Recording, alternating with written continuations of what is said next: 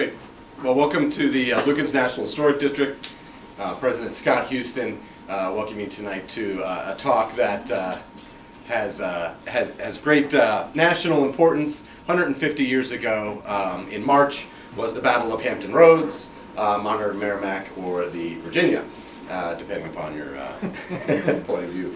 But you know, it's an important draw in naval history, and it's always been claimed that Lukens had steel in the Monitor, and that's one of history's mysteries and a great story that we tell. However, the story of the Monitor, and that comes from two sources.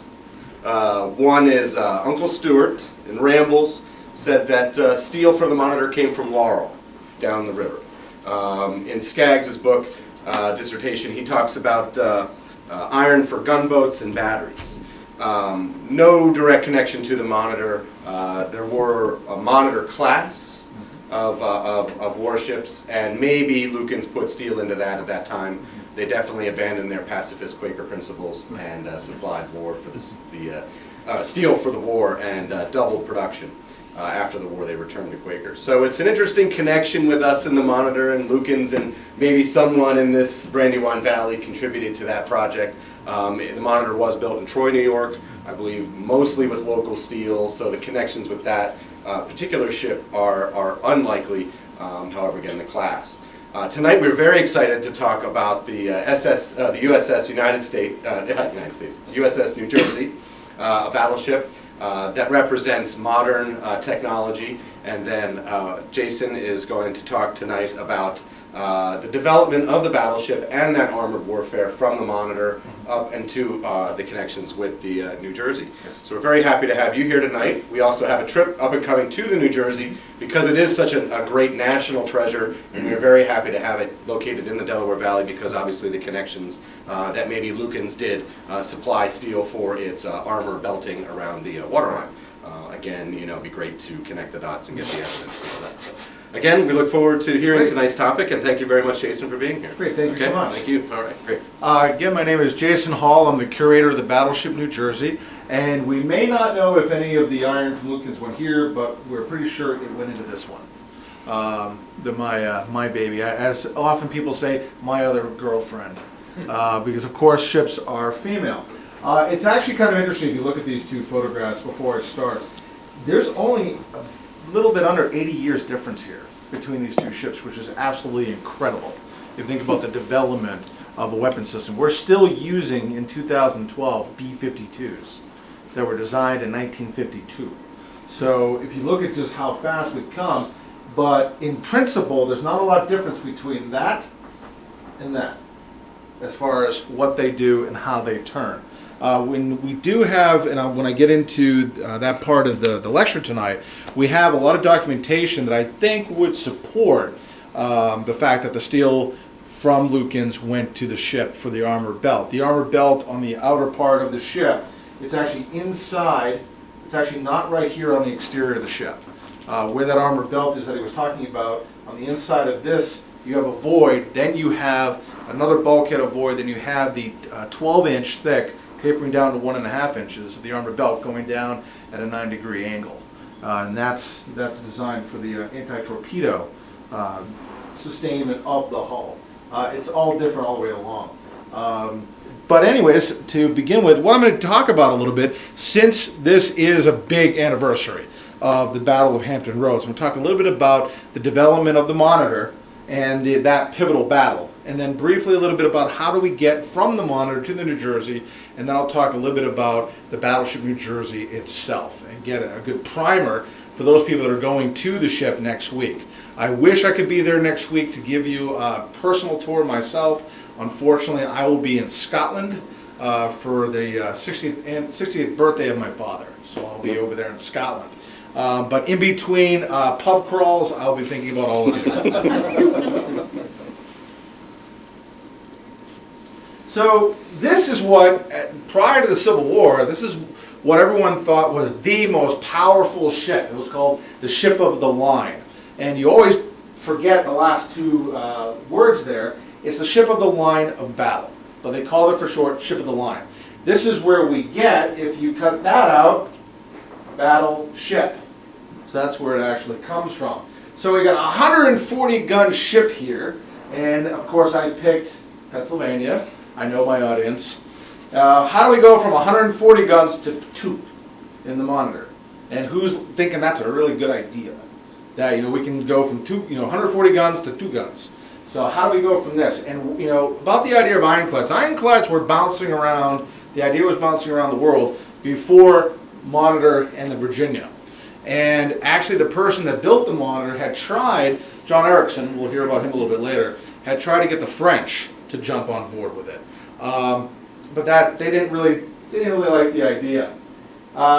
Conception of the ironclad, however, contraception of the ironclad, because Navy sailors, what are they? They're sailors. What ships are they used to? That one I just showed you. Well, they're looking at these ironclad ships, they're going, I don't know about this. Because they have always been told and taught and served on big wooden ships with what for power? Sails. They went kicking and screaming into steam power. The person that designed the Monitor gave the first screw-powered ship to the Navy. So all this stuff is really new. So the Navy is dragging their feet. The first actual ironclad was actually in England. The first one that's actually still around. HMS Warrior. She was launched 1860, commissioned 1862. She was actually commissioned right around when the battle's happening. But she is, if you looked at it, if you kind of take away the 2 smokestacks and you think that that's wood, it looks like a regular sailing ship. But it actually is clad in iron and is steam powered. And she is preserved today in Portsmouth, England. But it took, of course, you have to have a reason to build something. We don't have a reason yet to build anything like this here in this country. Necessity is the mother of Confederate invention. The Confederate States of America come into existence because of the election of Abraham Lincoln, the states secede, and then of course 151 years ago today we have the attack on Fort Sumter. It was actually 4 a.m. today, 151 years ago, that happened, and that of course starts the shooting part of the war. The Confederates are at a great disadvantage on almost all fronts, as far as population, but more importantly industry, supplies. They cannot at any hope of competing with the industry of the North. So who are they going to be dependent on? England, Europe. So the Union comes up with this plan. This was by General-in-Chief Winfield. Thank you. Winfield Scott. And Winfield Scott came up with this idea. Now the idea never really fully happened. This part happened. The idea was to strangle the Confederacy with a blockade and then put an overland force into the west, come up and then come down the Mississippi River, and then you crush, first of all you split the Confederacy in 2, and then you crush the eastern part. This part never really kind of happened. They ended up going up the Mississippi River. But this part was put into place. But that is a whole lot of coastline to start taking on and securing these ports. So you have to use your entire Navy and you have to start building more ships. Now the Confederacy needed to break out of this because if they couldn't, they're going to be strangled to death. That's why they call it the anaconda. Because anacondas go around their victim, squish them, squeeze them to death. That was the plan. So the Confederacy immediately after the attack at Fort Sumter, they realized we are at war, start coming up with plans on how to devise ships that can break that Union blockade. Now one of the ships that happened to be down in the southern port of Gosport Navy Yard, which is in Norfolk, Virginia, was the Merrimack. And the Merrimack was actually the lead ship of a 6-ship class. She was the lead ship of the class. And it's interesting to note that she would end up, under a different name, fighting one of her sisters, the USS Minnesota, which is actually really kind of interesting to me. So she's a steam ship, steam frigate. The problem was Norfolk was going to fall to the Confederates. The Union Navy and the military forces of the Union were running out of there as quickly as they can. They did not have the manpower to sail her out. So instead of having her fall into enemy hands, they burned her. They scuttled her. So they burned her down to the waterline and she sank. They figured, okay, they can't do anything with her. Well, as that title said, necessity is the mother of Confederate invention. they think to themselves, well, wait a minute, the hull's still there, it's sunk, we can raise it, and maybe what we can do is build on top of the Merrimack a new type of ship. And that's what they do. Now, this shows you the degree of that fire. This is the watch bell off the Merrimack. You can see it's actually warped. On the back side, it's actually pressed in. This is now on display at the U.S. Navy Museum in Washington, D.C. Now, this is not the ship's bell. This is the watch bell. What the watch bell does is you actually clang it for a watch. On board a ship, and you'll hear this on the New Jersey when you go there next week, we have watches of 4 hours. And every half hour is a bell. And it's at 8 a.m., at noon, and at 4, and then 8 p.m., and so on, every 4 hours. Half hour, ding, an hour into it, ding, ding, an hour and a half, ding, ding, ding, all the way up to 8 bells. This is where we get the term 8 bells and all's well. It's actually from that. And then once we hit the 8 bells, we start all over again. So you will actually be hearing that when you're on the New Jersey. So this is the plan for the Merrimack to become the Virginia. Now, it has these two names. People use them interchangeably. When she became this, the Confederacy christened her the CSS Virginia. The North never identified it as that. They kept calling it the Merrimack. Now, whether or not that's because that's what they knew her as, or they didn't want to give any credence to the Confederacy, who knows? But up in the North, they kept calling it the Merrimack. I like to call it the Virginia because that's what it was christened, was the CSS Virginia. Now, she actually had some interesting things here. She has 4 guns on each side, 6 of them are Dahlgrens, then she's got 2 Parrots, and she's got pivot guns here. She couldn't have guns in each of these 3 ports, so what it is, she's got one, and it's a pivot. So she can actually come out of this port, and then if something's over here, it can move over there. Now this is the hull of the former Merrimack. Now on top of it is the casemate here. Now, it's heavy. Actually, before modified, the Merrimack weighed about 4,000 tons, which is 2 times the weight of one of our gun turrets on the ship. Now she's got a whole other 1,000 tons of steel on her. Now, in contrast to that, Monitor's total weight is a little under 1,000 tons. So that gives you an idea of the size and the weight difference. So, birth of a monster. That's what actually the northern newspapers were calling it, was the monster. And the northern newspapers were following this like a soap opera. People up there were just reading into this, they were getting anxious about it, and they were getting scared. And the person that was getting the most scared was the Secretary of the Navy, Gideon Welles. Because why? He's got nothing to go against this. He's looking at this thing going, I got wooden ships, this is iron, what am I going to do about this? He is starting to freak out because DC is on the Potomac River. The fear starts to come into their head. What happens if they launch this thing and the CSS Virginia steams up the Chesapeake Bay, goes up the Potomac River, lays off the White House and starts shooting up the White House and starts shooting up the Capitol building? That would not be really good for morale for the North. So, what do? This right here shows you the armor protection on the Virginia. It's got 4 inches of iron overlaid on 4 inches of oak and then 20 inches of pine. Now that may seem like a lot, but the Monitor's turret, which we'll get into a little later, had 8 layers of 1 inch thick of iron. So it had 8 inches of iron. And they did the 8 different individual layers. They did it on purpose. The whole principle behind that is if you take a stick, you break it over your knee, it's easy to break. Take 8 sticks, put them together, try to break them. Ain't gonna work. So that was the idea. So even though you have all this wood behind here, you got 4 inches of iron. So all the Monitor is gonna have to do in the battle is just punch through there, and you can get to this wood. That wood is useless. And the Virginia is gonna prove that by going against the Union ships. But this right here, that gives you the cross section of the casemate. Now this is actually at a 45-degree angle, going up and in. So this right here gives you a good perspective of the Virginia. Now, even though you've got a breakwater here, it was very common for water to go over this and this part here and here. So basically, you can get an idea of why certain sailors of the North gave this a lot of different names. Some people said it looked like a floating barn with a smokestack belching smoke. Other people said it looked like a half-submerged alligator.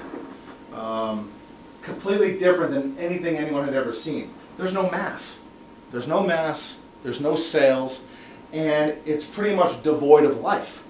Because on your normal sailing ships, you've got men up in the spars, up on the mast, on the deck. There's nothing. So it looked like this inanimate steel object just coming at you. No other response, panic. Absolute panic. They don't know what to do about this, and they know that they have a pretty good idea of when the assault's going to be done building the Virginia. Now today, our U.S. military, they'll put out bids for contracts to build things, and they'll go directly to the companies. Well, they're pretty desperate. So what do you think would be the best way to get the word out to anybody out there to help design a ship that they can build in 90 days? Build in 90 days, have it ready to go against the Virginia. The best way to do that? Put on an ad. The U.S. Navy put out basically a want ad. And as you can see, it says ironclad steam vessels, and it goes on to say what the characteristics of it to be, but they put this in the newspaper. This would be like the U.S. Navy today putting an ad in the New York Times saying, who can design the next aircraft carrier? Who wants to build it? That's pretty much what they did. So they put an ad out, they got about 113 different proposals. They selected 3. And of those 3, none of them was the Monitor.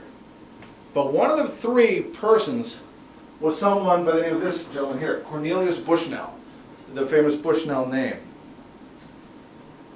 He actually designed the Galena, which will get built later on.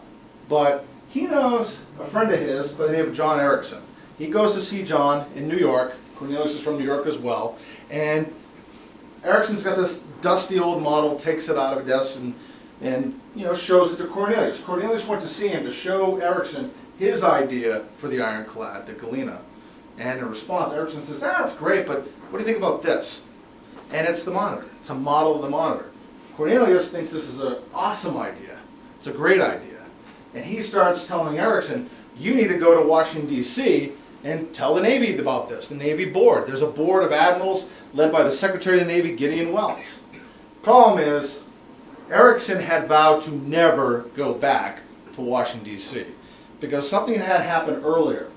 Erickson, you would think, would be very well liked by the Navy, because he gave the Navy this ship, the USS Princeton, the first U.S. Navy ship ever powered by screw, by propeller. Prior to this time, they would actually have paddle wheels on the side, which is woefully inefficient to move a ship. By putting a screw on the rear of the ship, it made the ship much more efficient, but it still, as you can see, has the mast and sails. The problem was, he designed 2 cannons, 2 very large cannons that went on the Princeton. One of them was called the Peacemaker. Now, he designed it, but he didn't build it. The problem was, when they were taking it out for sea trials, the Peacemaker exploded. And President Polk, President of the United States, President Taylor, President of the United States, was on the ship at the time. And he had a good portion of his cabinet there. And when this went off, the Secretary of the Navy at the time, Gilmer, he was killed. So you don't really endear yourself too well to the United States Navy if you kill the Secretary of the Navy. So the admirals, Secretary of the Navy, later on, when they hear about Erickson's got an idea, they don't even want to hear it. They don't even want to hear it. But Cornelius Bushnell, he thinks this idea about the Monitor is a good idea. So he sees these 2 immovable objects, the U.S. Navy and Erickson. And Erickson's got an ego the size of Sweden, which is where he's from. And he tells Erickson, well, I told the Navy about your idea for the ship, and they loved it, lying through his teeth. But they had a couple of questions. Why don't you go down to D.C. and answer their questions? Cornelius Bushnell is being very shrewd. He figures if he can get Erickson and the admirals and Secretary Welles in the same room, then if they can see this idea, they'll realize how good it is.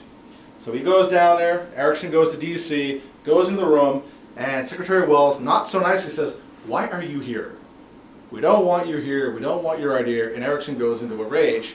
But he comes back around, he calms down, and starts to sell the idea of the Monitor. And what gets the Navy to go along with this is that he says he can produce it in 90 days. And for budget. The budget being about $200,000. If you put that in the mindset of the New Jersey, when they built the USS New Jersey, it was $100 million.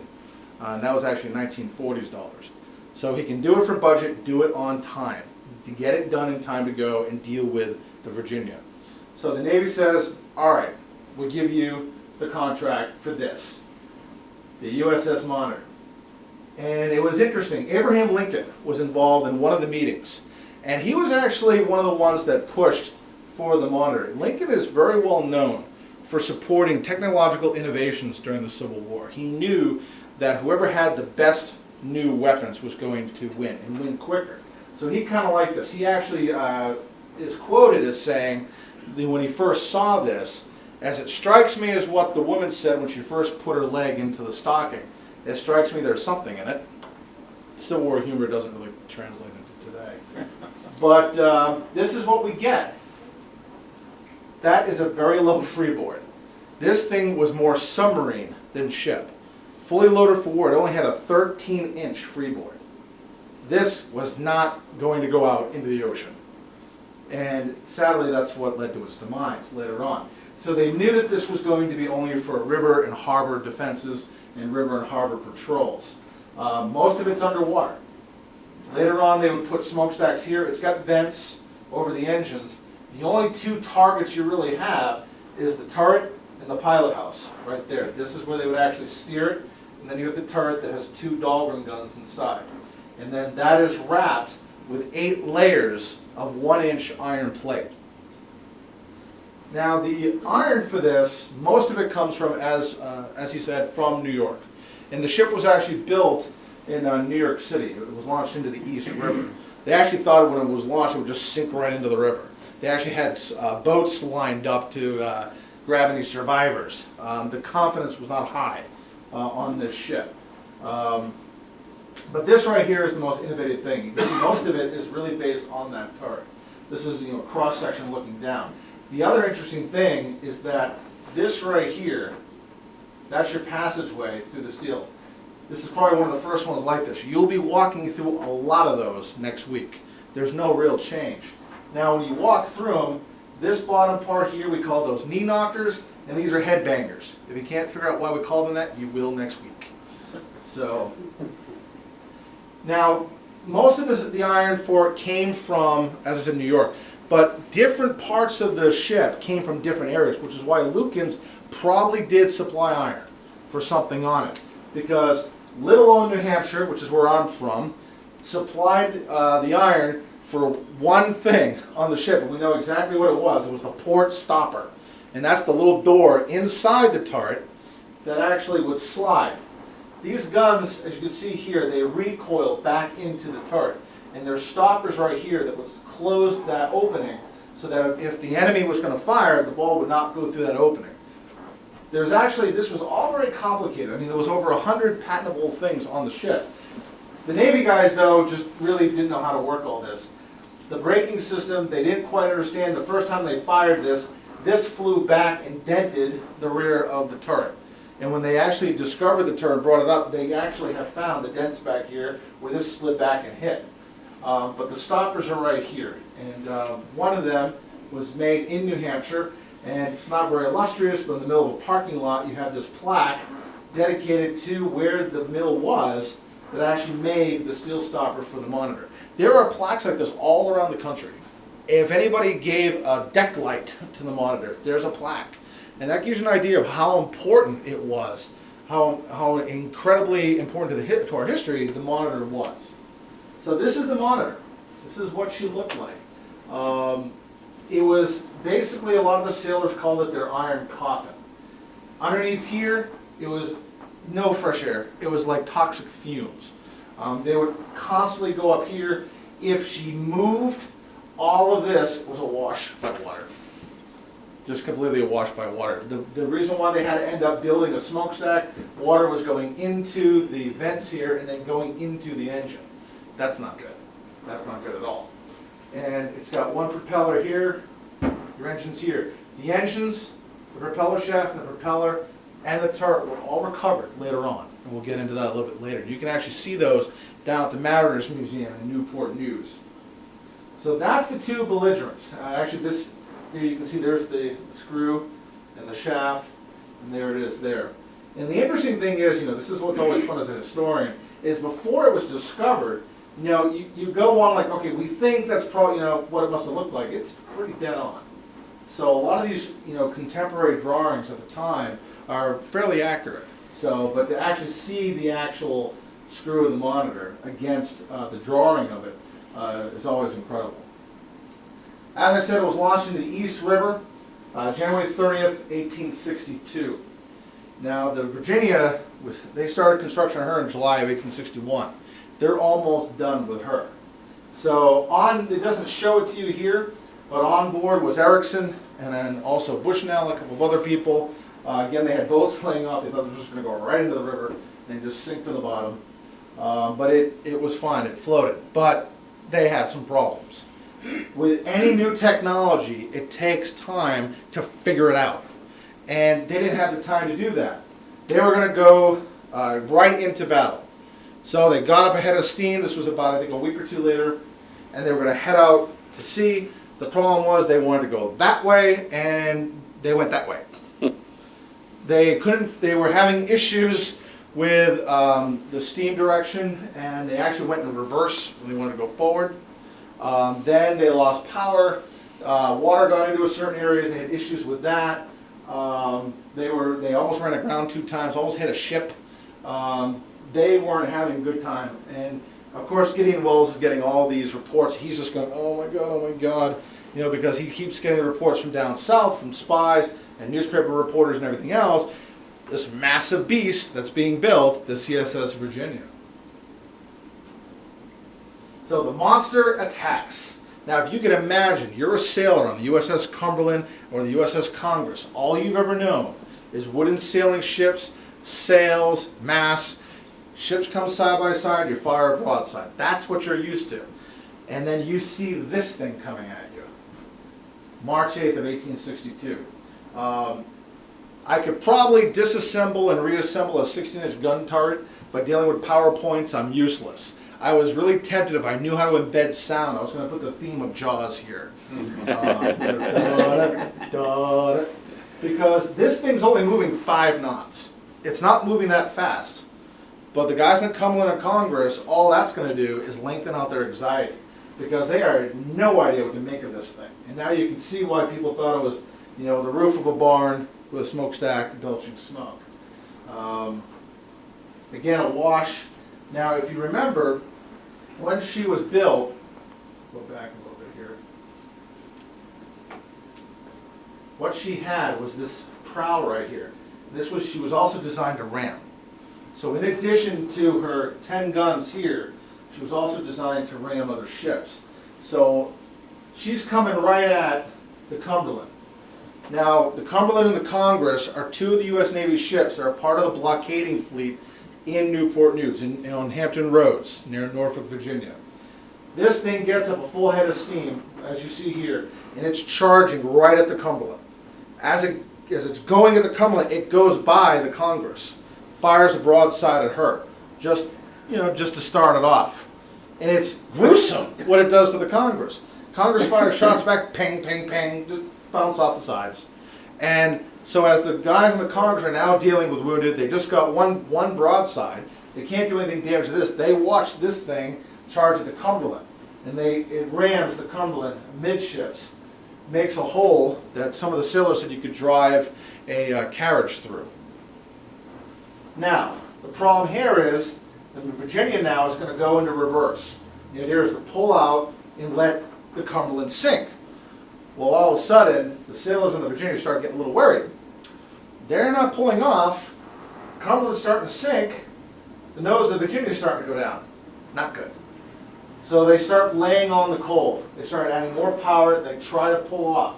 They finally break free, but kind of like a bumblebee with its stinger, they leave the ram in the Cumberland. It breaks off.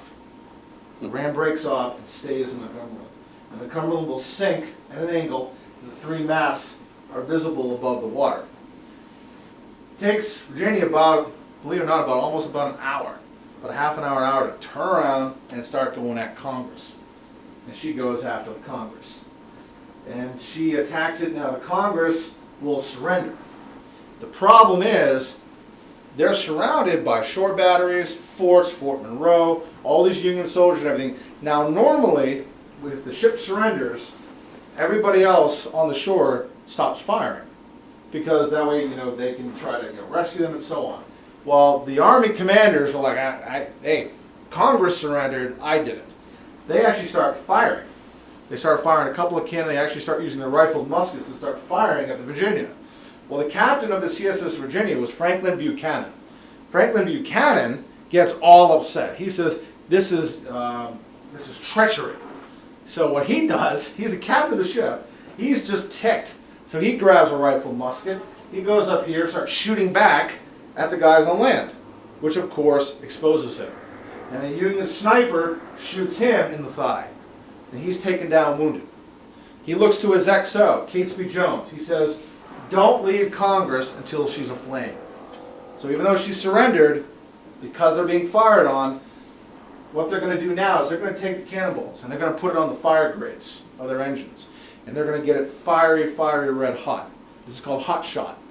They're going to fire the hot shot into the Congress, and that's going to set the Congress aflame. So as the day comes to an end, they take it out the Cumberland, they take out the Congress, now going to turn their sights on the next big ship, the Minnesota. Minnesota's got problems. She tried to get away from Virginia, she ran aground. She's a sitting target. Thing is though, Virginia herself was one of these ships. She's got a very, very deep draft, 23 feet. The tide is going out. She doesn't want to get run aground like Minnesota did. So she's going to pull back for the night. And during the night, the flames could still be seen burning on Congress and the Cumberland.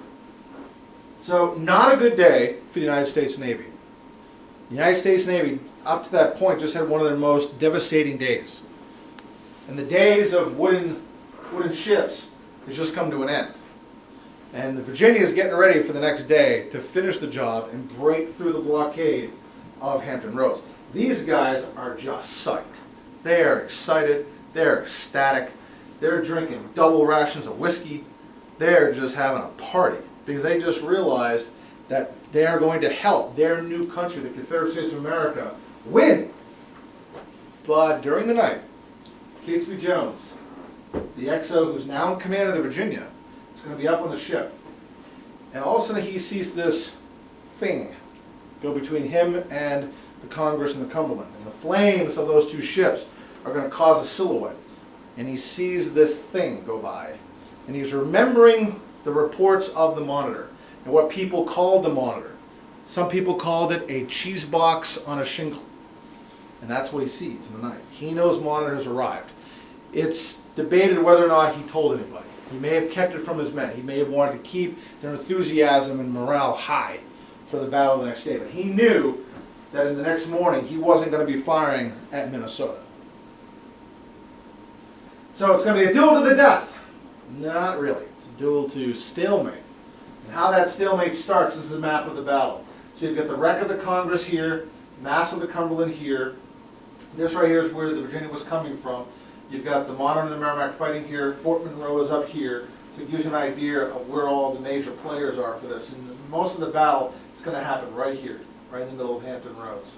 And there will be onlookers having picnics, watching this, watching history in the making. You know, this would have people coming from miles away to watch it. So we got the clash of the Ironsides. Now you can see how small Monitor is compared to the Virginia. The Virginia was about 100 feet longer than the Monitor. But what the Monitor had over Virginia was maneuverability and the fact that she has a turret. And that turret turns. You don't have to face the ship towards the target. Like Virginia, you've got to be able to position her so her guns can come to bear on the target. Most of the time, Monitor was never under her guns. She could position herself going away, going at an angle, turning the turret, and just keep pounding her. The problem, though, is they're having issues with the turret. As they're turning the turret, because these guys still haven't really gotten used to how to use this thing, basically what they're doing is they're turning the turret, bang, and they just keep turning. and they're firing on the fly, basically. So what they're doing is they're looking out, and they would fire, slow down the turret, send the turret back, fire on the fly, and so on. But they are hitting her. And remember, she's got 8 inches of armor, 4 inches of armor, and then all that wood behind it. They are going to just play this game of cat and mouse all day long. Virginia will actually run aground at some point. Monitor's going to go in and just start pounding it, literally doing rings around it, because she has a much shallower draft. And what happens is they start seeing cracks in the iron. They figure if they can keep pounding it and get through that iron, that 4 inches of iron, and get some of that iron maybe to come off, they can start hitting the wood. Maybe they can get a couple of shells in through here and light everything on fire inside, because the inside of this is lined in wood. So the idea is that they can get a hole in there, get a hot shot in there, they could probably burn this thing from the inside. You know, war is hell. While Virginia gets off the sandbank, again, the only target you really have on the monitor is the turret and the pilot house. In the pilot house is the helmsman who steers it and the captain of the ship, John Warden. Now Warden, give you a little bit of perspective on what he's looking at. So he's right here. So here's the Virginia here. So this is, they're going at it. Now John Warden, Captain Warden, is going to be looking through the loophole just as a shell from Virginia hits the pilot house and explodes. And actually blinds Warden. He slumps down, and now the helmsman kind of leaves the wheel, and the monitor starts to drift away from the Virginia. And the monitor starts drifting away into shallower water. The XO, the thing in green, says, take us into shallow water so we can figure out what's going on with the captain. So they disengage, get the captain down, the green wants to re-engage. This is where the fog of war comes into play. Virginia thinks monitor is leaving the battle. So they think, hey, we won, they're taking off. So they start turning around and going back to port because the tide's going to start running out soon. Monitor now takes command again under green, turns around, Virginia's leaving. So they think, Virginia's taking off, we won. So the two forces disengage. Now, tactically, now in military history you have two things, you have tactics and strategy. Tactics is what you do on the battlefield or between the ships, how you try to win. Strategy is how you win the war. So tactics, how you win the battle. Strategy, how you win the war. Tactically, this was a tie. It was a tie. Strategically, a huge victory for the North, devastating defeat for the South. Because the South did not break the blockade. They semi-did it for one day. But after this, they're not going to pose a threat to the blockade. This is what life was like. This is a Harper's Weekly drawing, engraving, of what life was like in that turret. What they're trying to show is how dark it was in there. The only light's coming through here. Remember, they're going to close that. There was actually candle power inside the turret for these guys. And it absolutely changed the world. This is probably one of those prophetic drawings because you've got literally the death of the wooden navies right here. And here you've got this new fandangled steel ships just going at it. Right there in front of the view of all the soldiers, you have civilians watching this. This is now going to change things. Within 2 to 3 weeks of this battle, 2 to 3 weeks, all the navies of the world will either put on hold or cancel every order for 100% wooden ships. They will stop. And they realize they've got to figure out how to build these ironclad ships. Now, you can actually see here where some of the balls, some of the shells of the Virginia hit. It did dent. None of them went through. But it did dent the monitor. Now, this is after the battle, obviously. And then, because of the hit they took on the pilot house was square, they later add sloping sides to the pilot house. And that's how in a lot of drawings and photographs you can tell if it's post or pre-Battle of Hampton Roads. This is post because of that right there. Now, Monitor would go on to continue to fight. This is her after the battle, and she's brewing for a rematch with the Virginia because these guys thought that they had the upper hand. They thought they were going to beat them. It never happened. They never re-engaged the Virginia. The Monitor would be used in other actions, including the attack on Richmond, Virginia itself. Richmond, of course, was the capital of the Confederacy. The Monitor would go up the James River and would actually fight at a battle called Drury's Bluff. It's a very high bluff with a fortification. The problem was the guns on the Monitor could not elevate. They could not elevate high enough to attack that fort. So the ship attack at Drury's Bluff was turned away. But this was part of McClellan's attack on Richmond, Virginia. And neither ship would see the next year. They would both die before the end of 1862. This is how the Virginia ended. And this is kind of sad and somewhat comical. For the second time, this ship is destroyed to keep it out of enemy hands. The Merrimack was sunk at burned at Gosport to keep it out of Confederate hands. The Confederates are now leaving Norfolk. The Union's going to come in. They have no route of escape for the Virginia, so they destroy it. They scuttle it to keep it out of the Union hands. The very last day of 1862 was not a happy new year for the USS Monitor. Because what happened to her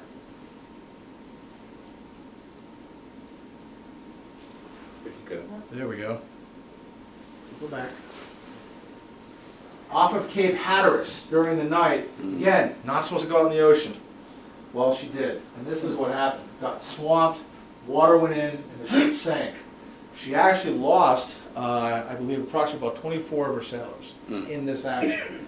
And that becomes very interesting later on. When they discover the ship, when she sinks, she turns turtle. She flips over. And she'll actually go down and rest on the seabed upside down. And the interesting thing was she wasn't discovered until later.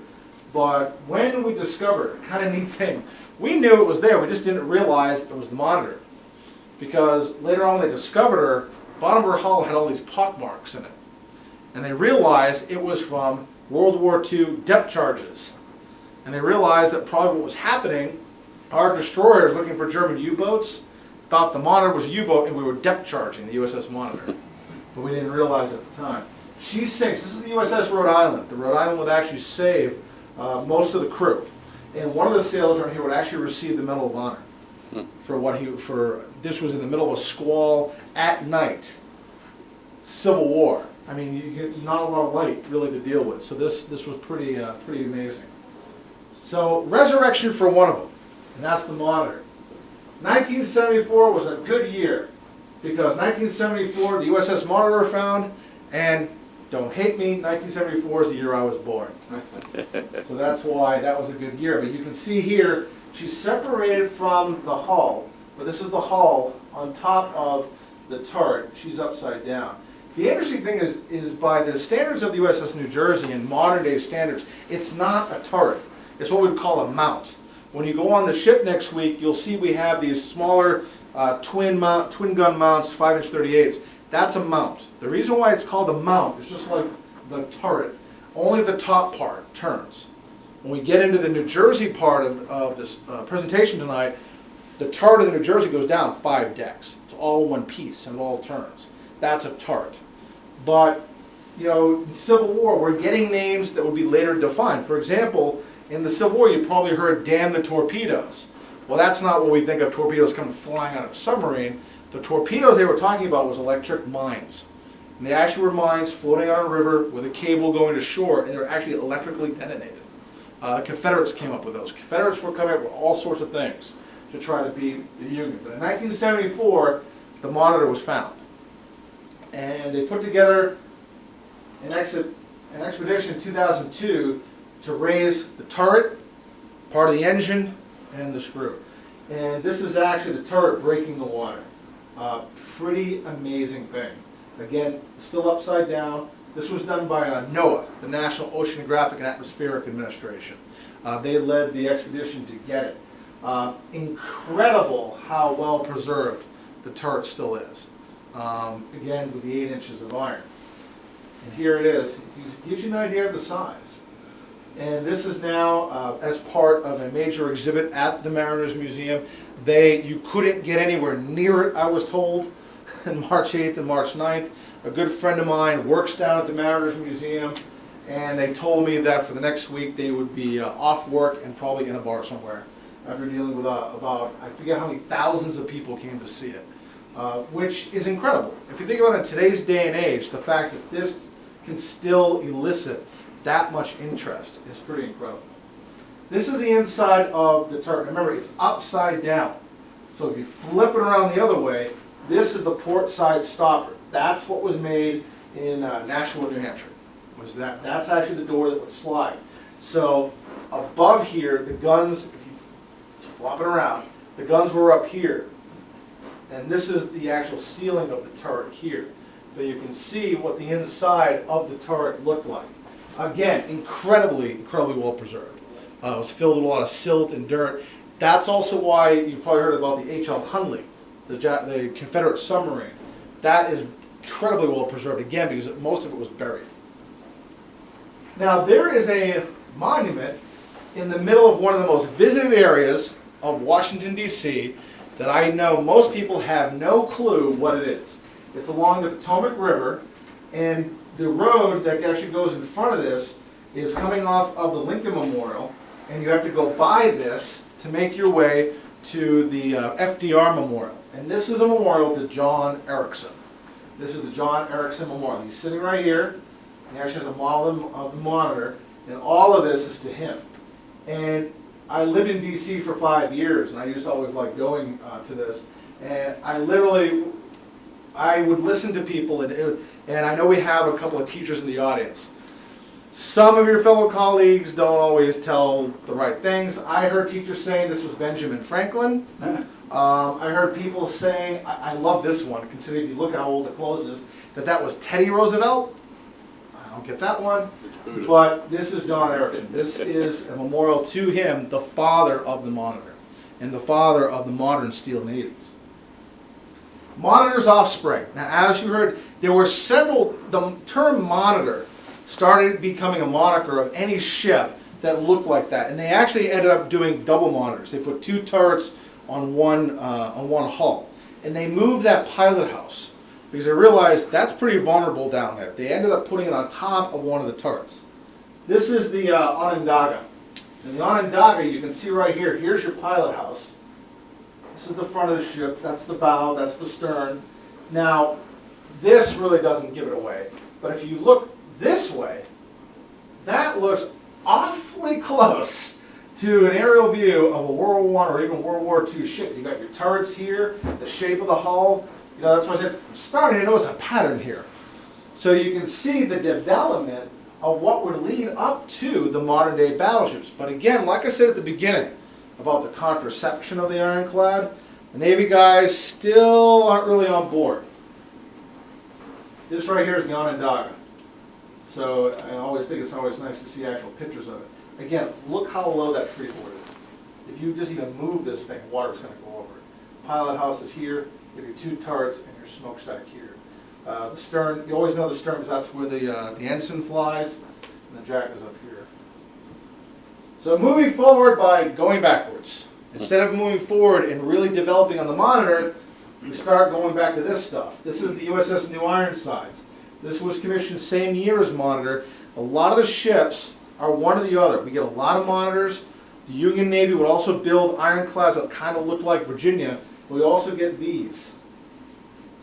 This is the New Ironsides. And of course, New Ironsides is paying homage to the USS Constitution, known as Old Ironsides. And you'll be hearing a lot about her because we're in the bicentennial of the War of 1812.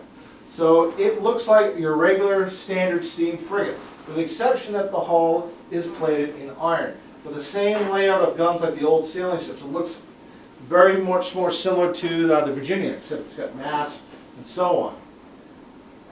So to show you the different phases that they start developing, they decide to take the New Ironsides and start putting turrets on it. So this is where they start taking those two different styles, put them together, and we start to see an inkling of what would become the modern day battleships. And the interesting thing is this is from the 1870s, and you still got the old ships here. So navies, no, we got to go to this, but we still have this stuff, so let's still use it.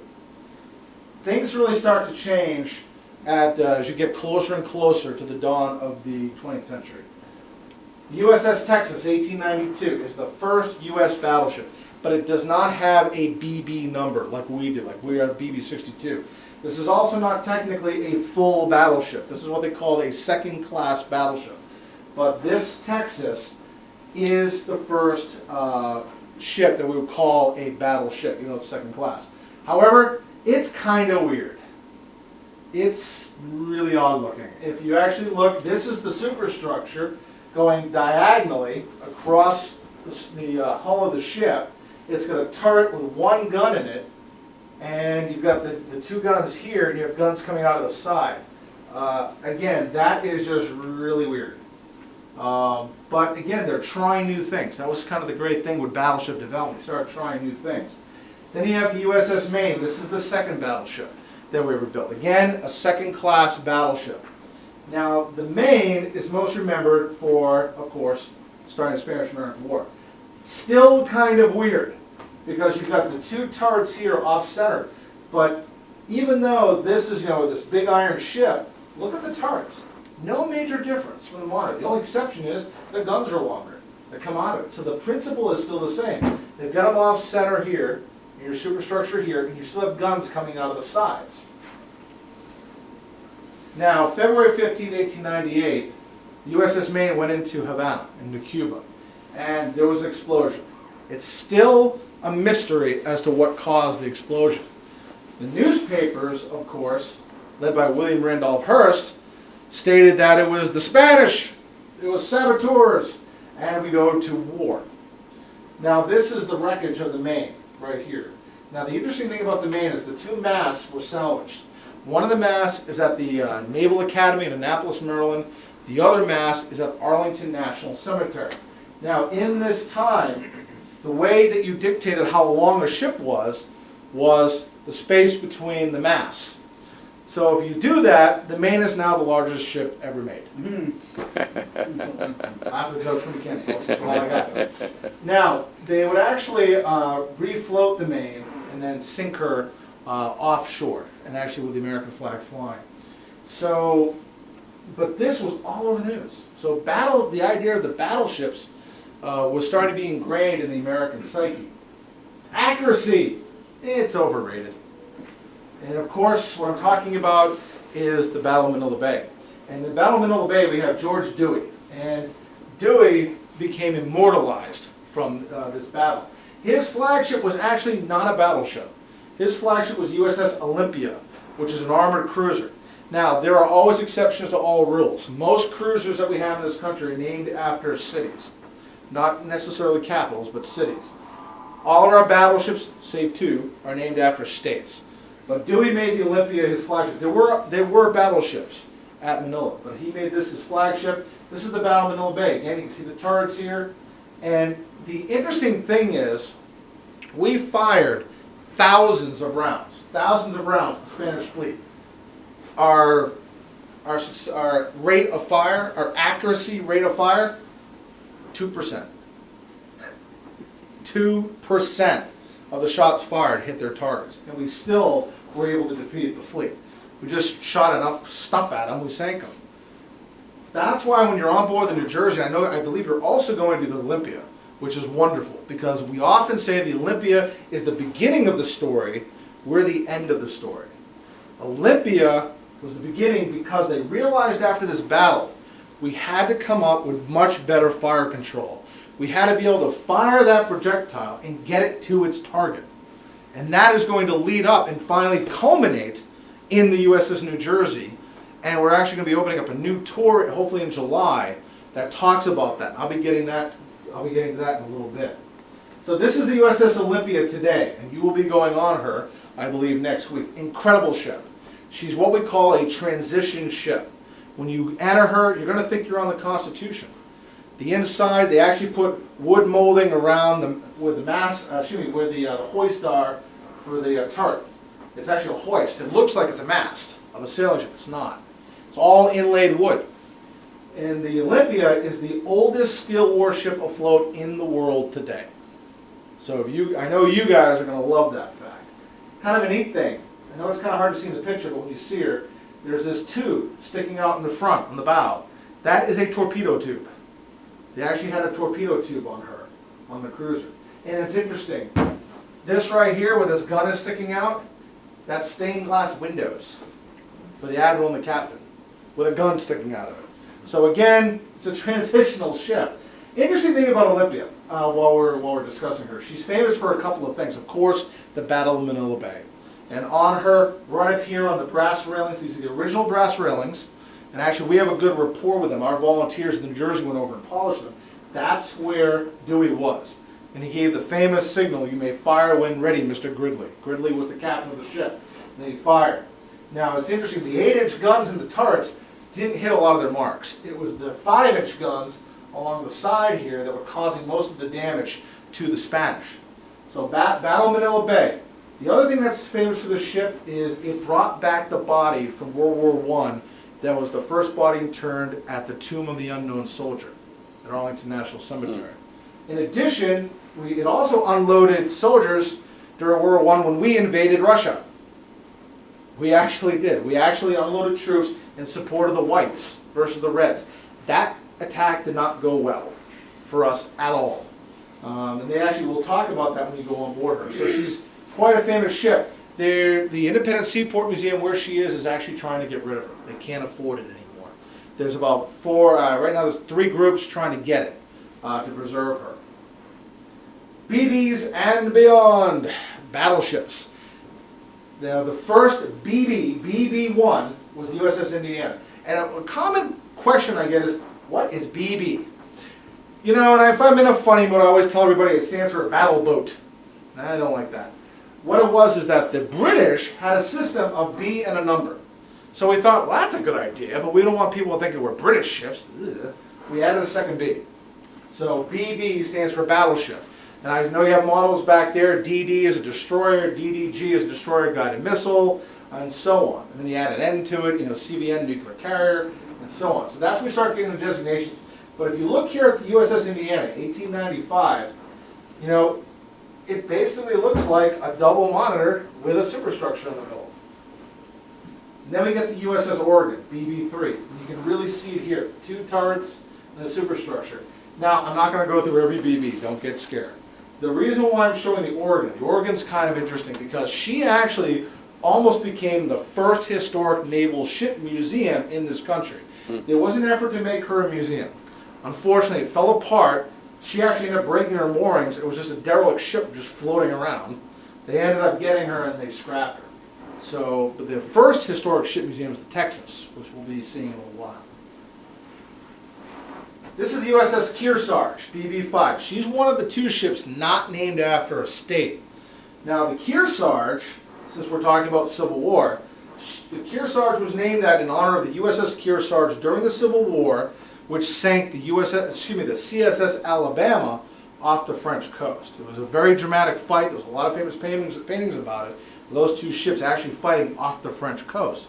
One of the interesting things about the Civil War is that this was one of the first times where the naval battles really went almost around the world, as far as the belligerent nations. The other interesting thing is you got the 2 turrets here superimposed on each other. Not a good idea. That didn't work.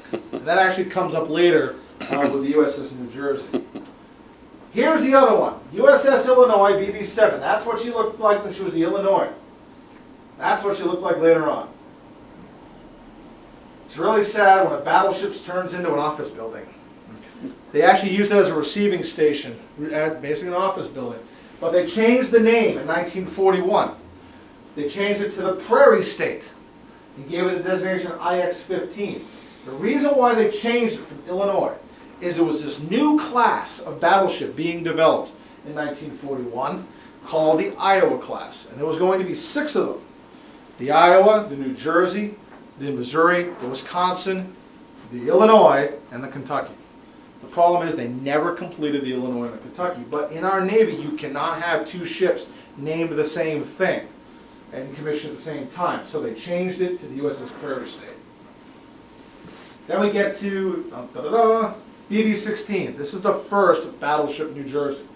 Again, superimposed turrets. Not a good idea. Now, one of the other things I point this out is you see these weird looking things. They call these cage masts. One of the ideas for the cage mast, the idea is that you get your fire control up here, is that enemy shells would go through the cage and not take it out. Okay, that didn't really work out well. So as they get into World War II, a lot of the cage mass would be changed over to tripod mass. But the Battleship New Jersey, BB-16, was the first battleship. We are the second. The interesting thing about the USS New Jersey is that a silver service was made for this ship. And it's up at the governor's mansion in Drumthwacket. And it went to the New Jersey, our ship, later on. And the reason why that we don't have it, and when you go on your tour, you're going to go into the captain's cabin. You'll see the cabinet where it was. There's security on it. There'd actually be a Marine with a sidearm protecting it because it was made by someone by the name of Tiffany. It's worth several millions of dollars. It's absolutely beautiful. But this is the first Battleship New Jersey. Now, battleships are designed to go off and fight the enemy. Unfortunately, her end, here she is again, the superimposed turrets here, and again turrets on the side. Her end came from Billy Mitchell and Army pilots. This was part of the test of showing that Army aircraft could bomb naval vessels. And this was actually in the Chesapeake Bay, and this is how the first USS New Jersey came to her end. It was actually bombed by the Army. Damn Army. Now, before that happened, though, New Jersey was part of the Great White Fleet.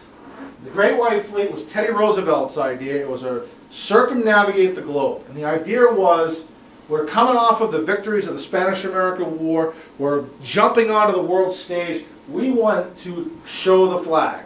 And this is where we get our gunboat diplomacy, showing our power. So the Great White Fleet sails around the world.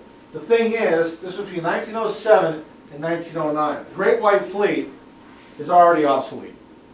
It's already obsolete because of the invention of this ship in 1906, the HMS Dreadnought. The HMS Dreadnought would set the standard and for all future battleships. What she does is she puts her turrets on the center line with a supporting superstructure, with this type of mast, and the design of the hull. Everything grows from this design. So the HMS Dreadnought, when she came out, all the other navies become obsolete. This is another epochal moment in battleship design. And everyone else is going to try to play catch up to this thing and try to come up with better designs. In 1914, we get the USS Texas, the second Texas, BB-35. Now, the interesting thing is, if you look here, she's actually got 5 turrets. These are 14-inch guns. Battleships have to have at least a 12-inch gun to be considered a battleship. If it's less, it's a cruiser. A heavy cruiser has an 8-inch gun. Light cruiser is a 6-inch gun. Now, that's the diameter of the projectile it fires. And actually, I'll get to that when we get to New Jersey. These are 14-inch, but you notice it's got a turret in the middle. So my friends at the Texas have always said, if John Erickson came on, he'd probably be like, yeah, I recognize that, because of the style of the design of the turrets.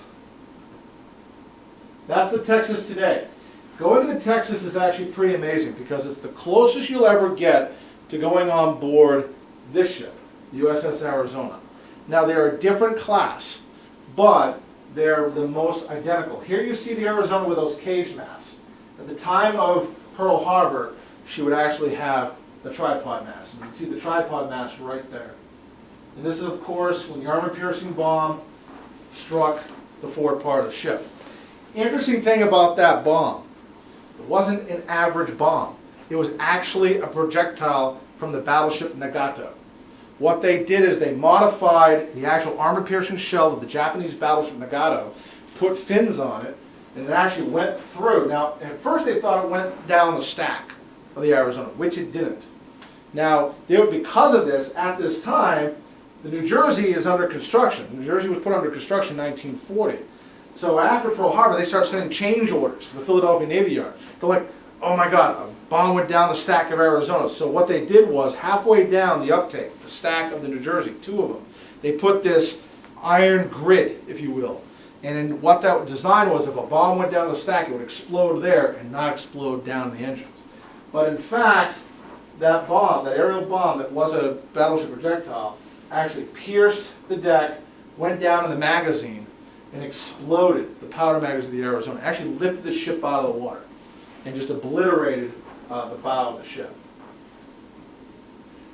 And this really here is where people are starting to realize the days of the battleship might be over. We're getting into carrier warfare now because all the planes, Japanese planes, were coming off of carriers. Now, this is the Arizona today. This is actually the bow. This is actually the turret number 2. All of this is dark because it's actually sloping down because it just basically imploded. This is the sides of the turret. The guns of the turret were all there after the battle. What the Army decided to do, with the exception of turret 1, which is over here, they took the guns out of these other turrets and put the guns in fortifications around the island of Oahu. And they removed the superstructure. The superstructure was still there. They removed that. You can see this is where one of the turrets was right here. And then they built the monument here. Now this is the bow of the ship up here. And the Missouri is right over here today facing her. They're bow to bow, which is actually against naval tradition. But it's very, very impressive because when you're standing in the middle of the memorial and you're looking out over the ship, you're looking right at the bow of the Missouri looking at you. So you're actually on the ship where the war started for the United States, looking at the ship where the war ended. It's very, very dramatic. But we'll get to the Missouri a little bit later because she wasn't supposed to be where it ended. This is also another ship that is still there in Pearl Harbor today. This is the USS Utah, which was a battleship. At the time, she was a target ship. You can see here the guns are gone. They've reinforced the turrets here to impact dummy bombs being dropped on it. She actually had a crew because they'd go out steam and play target. And believe it or not, this crew, even though it was a target ship, a lot of them died trying to save the ship because that's what you do as a U.S. Navy sailor. You save your ship. The Utah's on the back side of Fort Island. Arizona's on the other side. Those are the 2 ships that are still there. All the other ships were raised and put back in service, with the exception of the USS Oklahoma. Oklahoma was raised. On her way back to California, she actually sank. Where the Oklahoma was is where the Missouri is today. They were dredging to make way for the Missouri. They found the mast to the Oklahoma, and they sent it to the state of Oklahoma. So, in the we kind of off on a tangent here, but going back, where it's after World War I, we're in the 1920s. Navy wants to go full speed ahead. We want all new battleships. Yeah, let's go. Congress is like, no, put on the brakes, because battleships cost the world to build. And the battleships actually start the first arms race of the world. All these countries want bigger and better battleships and more of them, and they're going to be on the verge of bankrupting their governments. So the governments come together in Washington, D.C. in 1922, and they sign the Washington Naval Treaty. What this does, this limits how many battleships can be built by each country, the amount of displacement, how much they weigh, the guns, and so on. The United States has too many. We are actually going to take ships that we've almost completed, like the USS Washington, brand new ship. We're almost complete, we take it out, and the USS Texas uses it as a target. We'll actually scrap battleships that are only a year or 2 old to try to get ourselves within that Washington Treaty. Well, as we go on into the 1930s, 2 countries are going to say the heck with that treaty, Japan and Germany.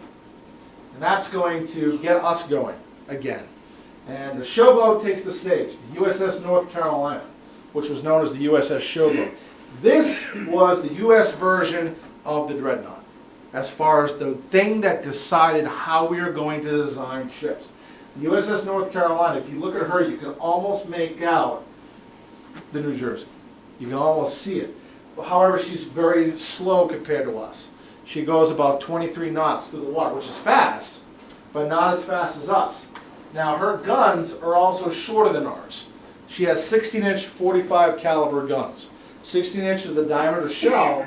Caliber has nothing to do with the inside grooves of the rifle, kind of like a handgun. Caliber has to do with the length of the rifle. 45 caliber means that the length of those guns are 45 times the diameter of the shell. So it's 45 times 16. USS New Jersey is 16-inch 50 caliber rifle. So you do all the math, it comes out to about 66 feet long is our rifles. Now because they're longer, they have a farther accuracy. So when the new USS North Carolina comes out in 1941, this is a game changer for U.S. battleship development. And it's definitely the way of the future. She looks very similar to us. She's got 3 turrets on the center line, 2 forward, 1 aft.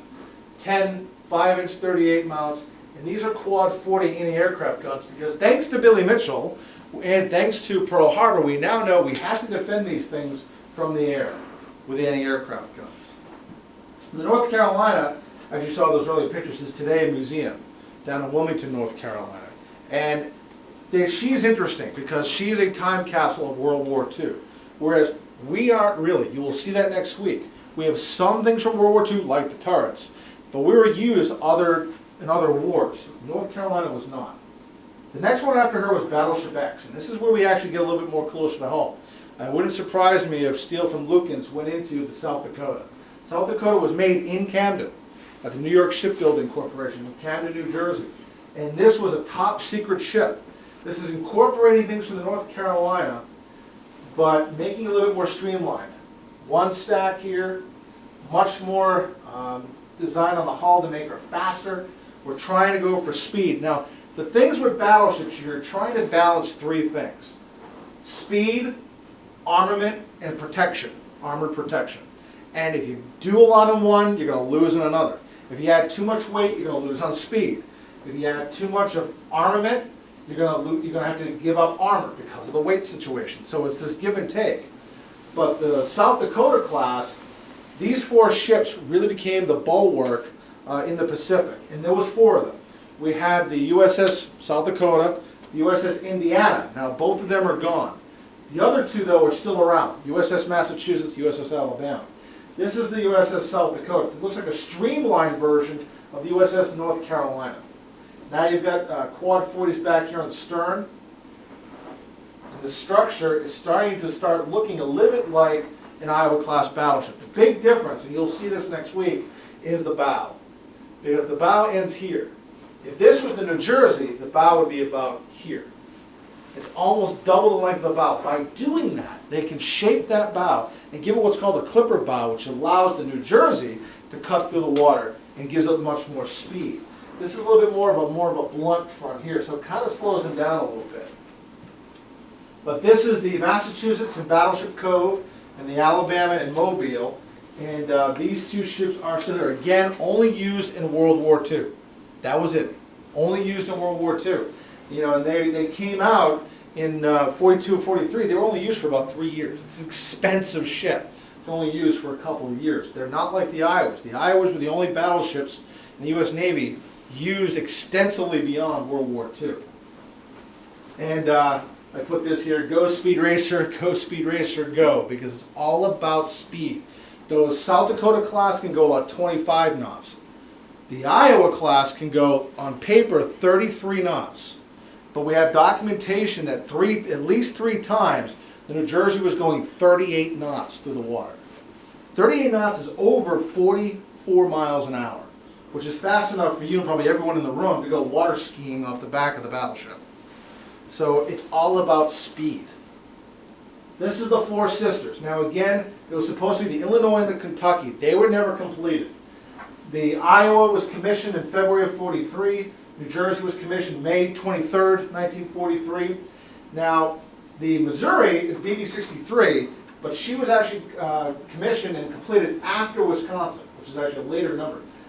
Wisconsin was commissioned April 44, and then Missouri, June of 1944. She was commissioned. So actually commissioned a whole year after the New Jersey. New Jersey actually was already in combat for a year, you know, until Johnny-come-lately decided to show up. You know, but we'll get into that a little bit later. The best of the best, the Big J, the USS New Jersey. That's the bow. This is the construction of the ship at the Philadelphia Navy Shipyard. She's about 2.5, 3 miles today from her birthplace. She went from birth to birth. Again, just absolutely gargantuan. And the interesting thing was they started work on the ship in 1940. All-male crew working on her, getting her ready. December 7, 1941, after Pearl Harbor, the Philadelphia Naval Shipyard becomes one of the first federal installations to desegregate. In addition to allowing women, they allow African-American women. And these women from Camden County, New Jersey, are building the New Jersey. So they said, by God, we're building the New Jersey, it's going to be the longest. The Iowa, the Wisconsin, the Missouri are 887 feet, 3 inches long. New Jersey is 887 feet, 7 inches long. The women added 4 inches. Apparently to the women of Camden, New Jersey, size does matter. I'm not really sure where they put those 4 inches, but we are the longest battleship ever built in the world. We're longer than the Japanese battleships Yamato and Musashi. We're not as wide, we're not as heavy as those Japanese ships, but we are longer. So we are the longest. We're 108 feet 3 inches wide. That's done on purpose so we can go through the Panama Canal, which is 110 feet wide. Get about that much clearance on either side going through the Panama Canal. We go down 7 decks, we go up 11 levels. So 18 decks, 108 feet 3 inches wide, about 3 football fields long, we can go 44 miles an hour through the water. And these ladies were given 5 years to build the ship. They did it in 2.5. Wow. And this is where I think Lucan Steel came in, because it was a quick train ride out here today. We have a lot of documentation, a lot of oral histories from the women and also the male employees that iron was showing up, steel was showing up, still hot.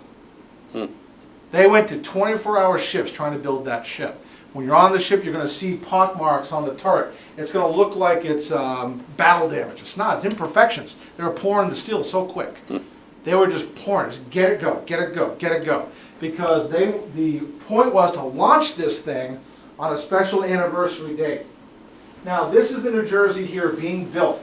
And I grabbed this picture because it looks awfully similar to something we saw earlier. Again, in principle, it's not that much different.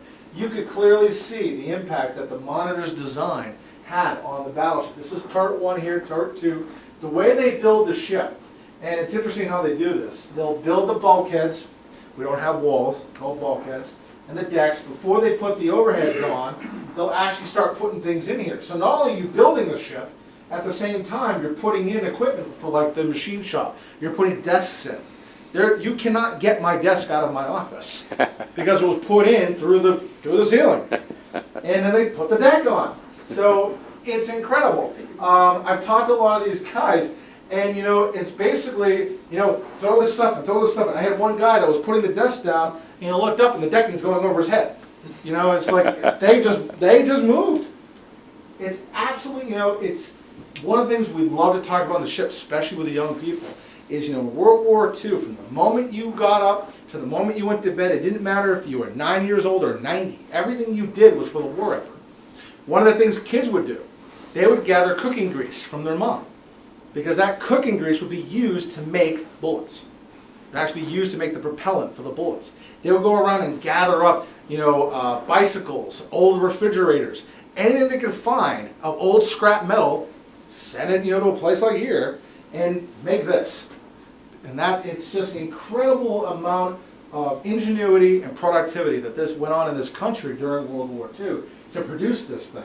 You know, she's massive, she's amazing.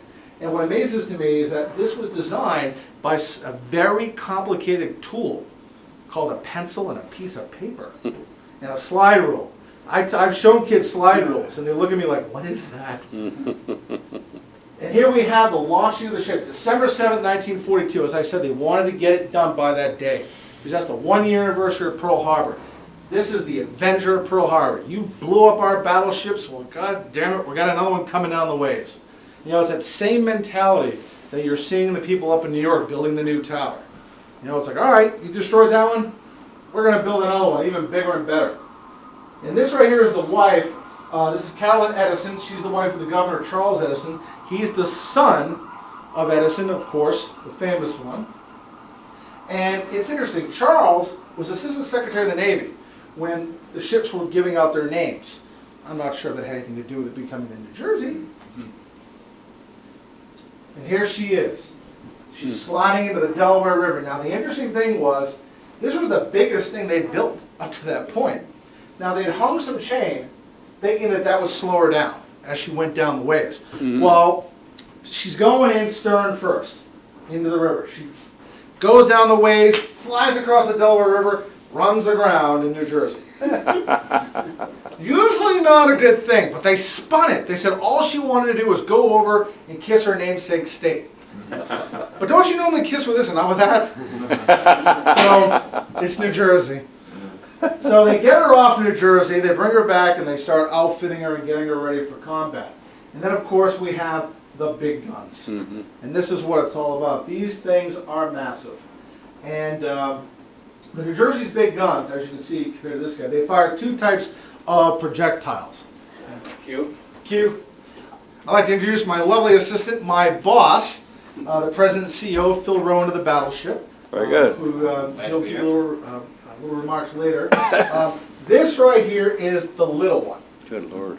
Now, Phil actually worked very hard to be able to move it, since the little one weighs 1,900 pounds. So, you know, the diet really works. This one's fiberglass, of course, but this would normally weigh 1,900 pounds. This is for shore bombardment.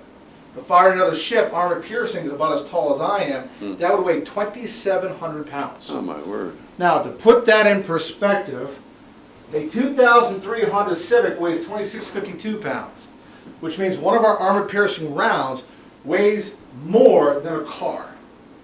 You can see here how they would actually load it. You'll see these scuttles when you go on the ship. Now, and we use gunpowder to fire these. Each bag, you'll see one of the powder bags, each bag weighs 110 pounds of gunpowder. It takes 6 bags to fire each shot. 660 pounds of gunpowder. And we can actually fire one of these projectiles accurate to within 50 feet, approximately 24 miles away. Oh my word. So actually, if we could play the video.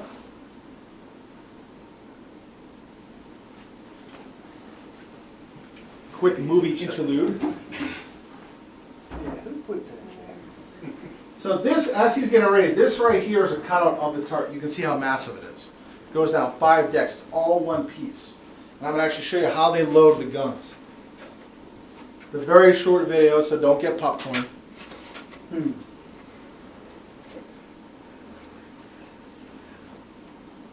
Now, if I haven't gotten you excited about going to the ship yet, this really will. This is Lima Foxtrot. Gunfire request. Target number Bravo Foxtrot 1372. Priority 1, Class B. Grid 113667. Altitude 45 degrees. 16-inch. 3 turret salvo. So this is the command you would hear on the ship when they were getting ready to fire the guns. We're going to be going inside the gun house in here. You will be going in the gun house if you decide to come visit us. You'll be able to see where this is happening. This is the projectile right here, 1,900 or 2,700 pounds. Wow! That's a hydraulic rammer. They ram it in, the door on the bulkhead opens, 3 bags of gunpowder come up. Each bag's 110 pounds. Manhandle 2 bags forward, keep 1 back, you leave a space for the next 3 bags. So 6 bags, 660 pounds of gunpowder. They're placing cleaning patches between the bags. That's to keep the rifle clean in between each fire. This is Lima Foxtrot. Gunfire request. Target number Bravo Foxtrot 1372. Priority 1, So you Class B. started on us, I'm not sure Grid why. 113667. Altitude 45 degrees. 16-inch. 3 turret salvo. Lima Foxtrot, this is OTC, Roger, out. As I said, technology hates me. It absolutely despises me. It's not analog, I don't like it. Condition 2 for There we go. Just play it from there. This is Lima Foxtrot. We started it. Gunfire request. Target number Okay. Bravo Foxtrot. We'll just let it go. Let her go. 72. Priority Hopefully it doesn't 1, happen again. Class B. Grid 113667. Altitude 45 degrees. 16-inch. 3 turret salvo. We're going to fire all 3 turrets Lima at the same Foxtrot, this time. is OTC, Roger, out. Set condition 2 for naval gunfire support. Turret 1, 2, and 3, prepare for salvos. So again, the tray goes down, rams in the projectile. All of this is World War II. All of this was designed in 1938. None of this has been changed. The only thing that's changed in there is the light bulbs. We went from incandescent to fluorescent. Everything else, from 1943 to 1991, it hasn't changed. And so you'll be able to get to see this. Hopefully it doesn't restart. Right about here, cleaning patches go in. Then you'll see how fast that rammer can go when the rammer retracts. And the tray will come up, and then they'll close the breech of the rifle, then the sailor's going to get out of the way, because that whole rifle is going to come back into that space 42 to 46 inches. That's the recoil. You don't want to get hit by that. This is turret 2, guns loaded, 6 bags for each closed, aye aye.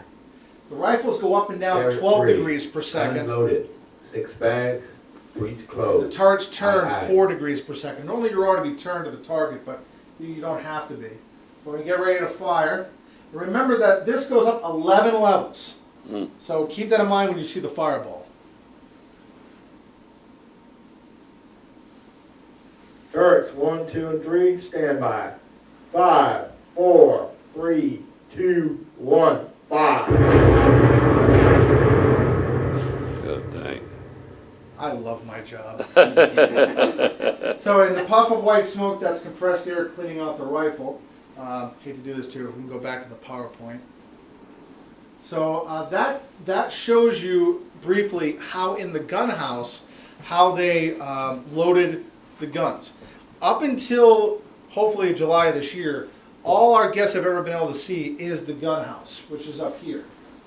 Our guests can go in here. All of this has been off limits because we had to do sniffing and abatement of hazardous materials. The only way to get in here is vertical ladders. We can't have our guests doing that. So we actually last year did a project to get people all the way down to the bottom. But we didn't just want to do a regular tour. Now, before I move on, this right here is 2 layers of gunpowder. The ship would carry about 1 million pounds of gunpowder. We actually also carry 2.4 million gallons of oil. So if anyone has a credit card, we'll take it out for a spin. But there's one thing you need to know. You know, your cars get like 20 miles to the gallon or 30 miles to the gallon. Who wants to take a guess? What distance per gallon of oil does the Battleship get? Feet. 4 feet. You've been on it before? We get approximately 14 to 17 feet per gallon. So at about 23 knots, we can go about 15,000 miles, and we'd actually have to refuel in about 5 days, which we would constantly be doing with tankers. So this is our new Turret 2 experience. We don't want it just to be people walking through, you know, looking at it, wow, that's kind of cool. The only way that people, especially the next generation, can experience what it was like for these sailors, these young people not that much older than them, what they went through is to experience it themselves. Now I can't unfortunately have them lifting 110 powder bags and moving around 1,900, 2,700 pound projectiles. The state of New Jersey is going to frown on that. So what we do is we come up with a different way. We have created depleted powder bags that weigh a lot less, that they will actually load just like this out of the pass-throughs into the elevator cars, and they'll actually be able to hoist a projectile. So as you saw on that screen before, we'll go back. Right here, this is your your projectile flats. What you do there is, as these guys here, this is called parbuckling. There's actually a thin layer of oil on the deck. That makes it a little hazardous. What they're going to do is, these are called gypsy heads. You put the line around it, and just by putting on the gypsy head, that will push the projectile over to the hoist. And what we've actually done, is we put a hoist inside the hoist, because we can't operate the original hoist. This actually will lift the projectile. It works. We actually rigged up a special switch here, and one of our guests will actually hoist a projectile. So they've hoisted the projectile, they've sent that up. The next thing we got to do is do the powder. And these are the depleted weight powder bags. And this is a bulkhead here. Behind that is a space and another pass-through. That's why when the Iowa had its explosion, it did not sink the ship. The explosion went down the turret, but could not get to the powder magazines because of these. Those earlier battleships didn't have this. They put one set of these on the Texas. The interesting thing, though, is I've been on the Texas, is it has a door right next to it. They decided this wasn't that great. They got lazy, just opened the door next to it, passed the powder bags through the door. I'm like, well, that kind of negates the whole purpose of this. So that's why later on they put a lot of this on. Because with all that powder and what they saw what happened in Arizona, they had to protect it. So on our new tour, our guests get to hoist the projectile, they'll load the powder bags. What's left is the setting the firing solution. And that we need to go to the computer. And I can't wait for kids to see that. I say, that's the computer. And they're going to go, where's the screen? Where's the mouse? What is that? It's an analog mechanical computer designed in 1938. It's the Mark 8 Rangekeeper. This was used during World War II all the way up to 1991. And if the ship came back, they'd probably still use it. Nothing wrong with it. Analog mechanical, you dial in 16 points of information. Our guests will be able to dial in And watch the dials move. That's your target ship there and us. And we actually replaced the metal plate here with plexiglass, and all these gears will move, and then you stop, and then it keeps the range. And by putting in the 16 points of information, this can come up with a firing solution that we can hit a target up to 24 miles away, accurate within 50 feet. But the blast radius of this is 50 feet. So close only counts in hand grenades, and horseshoes, well, it counts with 16-inch shells too. And then once you set the firing solution here on the computer, at the end of the tour, a guest will take control of the trigger right here, and they'll actually get to pull the trigger and fire the guns. So they get to go through the whole thing. Everyone in the group of 15 will be able to actually put their hands on the ship, on the actual equipment, get to load and fire the guns of the USS New Jersey. So you can see we are very, very excited about that. I think so. Now, unfortunately, during World War II, we didn't get to use those big guns a lot. Our role was outdated. We weren't going to go battle with other battleships. We never did. The only time we ever used the big 16-inch guns was at Okinawa. That was about it during World War II. What we were doing in World War II was we were screening the new big boys, the carriers. They turned the New Jersey and most of her other sisters battleships into giant floating anti-aircraft artillery islands. So all of our quad 40s, all of our 20 millimeters are firing to protect the carriers.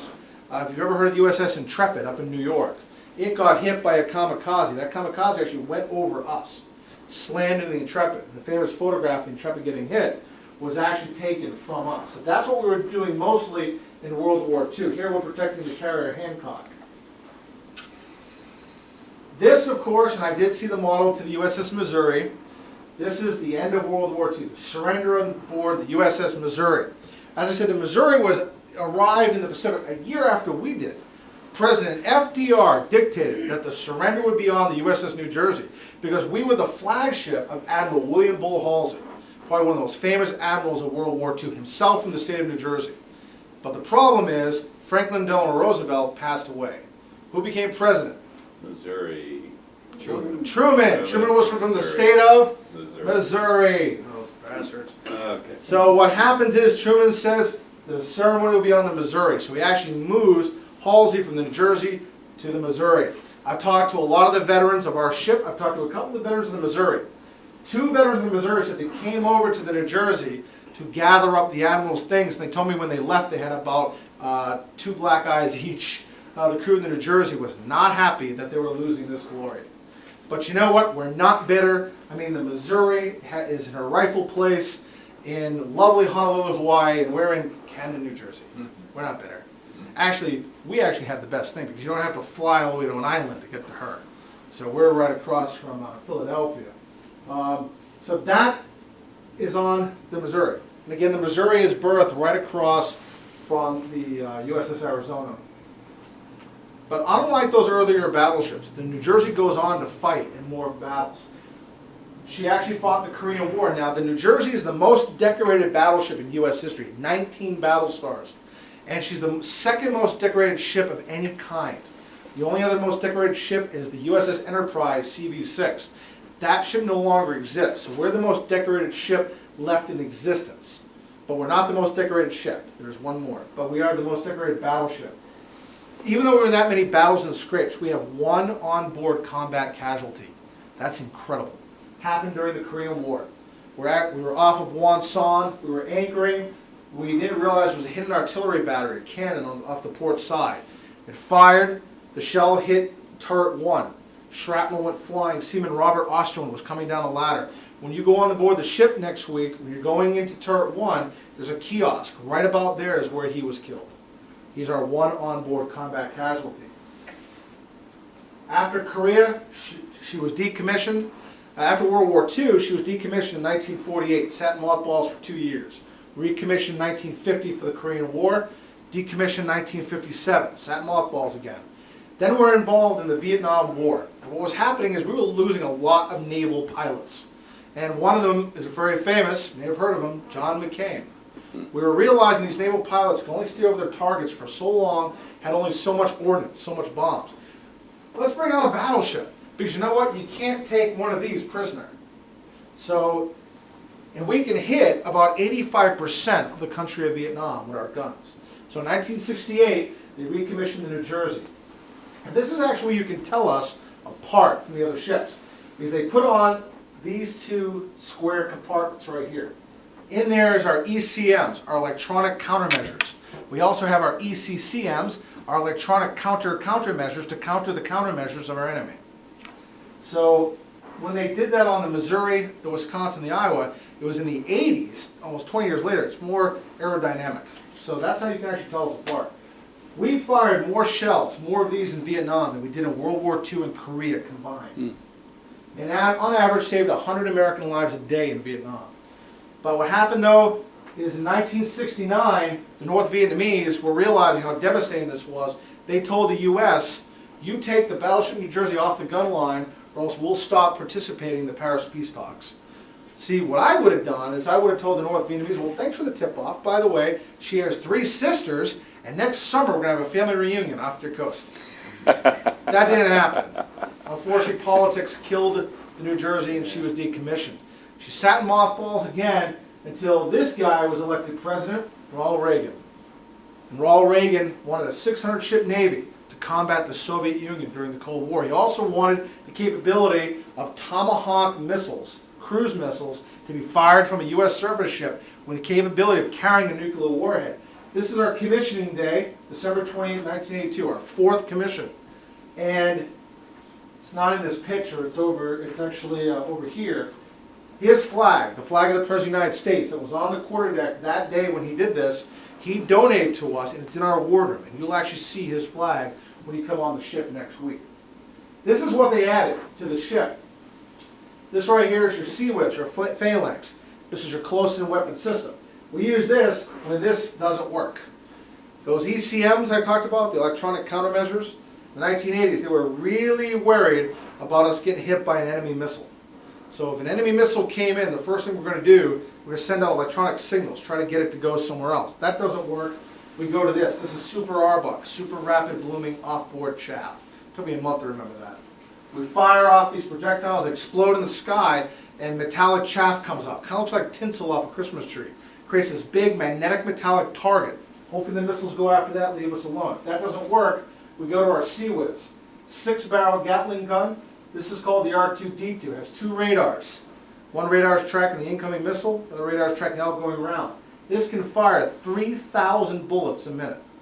Problem is, it only holds 998. It takes a half an hour to reload.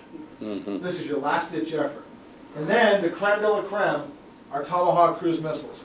The Tomahawk cruise missiles have the capacity to fire one of 3 types of warheads: anti-ship, land conventional, or nuclear warhead. The nuclear warhead is actually the smallest of the 3. We can put more fuel in the rocket. It can go the farthest. Tomahawks on the New Jersey with a nuclear warhead have a range of 1,500 miles, which means when you go on board, we can sit there in Camden and hit the island of Cuba. We often say, for local sports fans, we can take out Dallas. And this is when the New Jersey fired her guns for the last time. It was in Beirut in 1984. The year earlier, in 1983, we had our 2nd combat casualty, but it was ashore. Chief Michael Gorczynski went ashore to help the Marines with a Doppler radar in Beirut. He was there all night. They said, don't go back to the ship, stay here tonight. Okay, I will. And he did. But the next morning, a terrorist bombed the Marine barracks, and he was killed. And that's our 2 combat casualties of the ship's company. This is the last time the New Jersey fired. This is not the last time that battleship guns were fired of U.S. battleships. They decommissioned us during the Persian Gulf War. We never fired in anger during the Persian Gulf War, but we did earn 3 battle stars during the Persian Gulf mission. Our sisters did. But before we got to the Persian Gulf, we had the tragedy on the Iowa. April 19, 1989, turret 2 explodes. And of course, today they still do not know exactly what happened. There was the original speculation that was proved not to be true.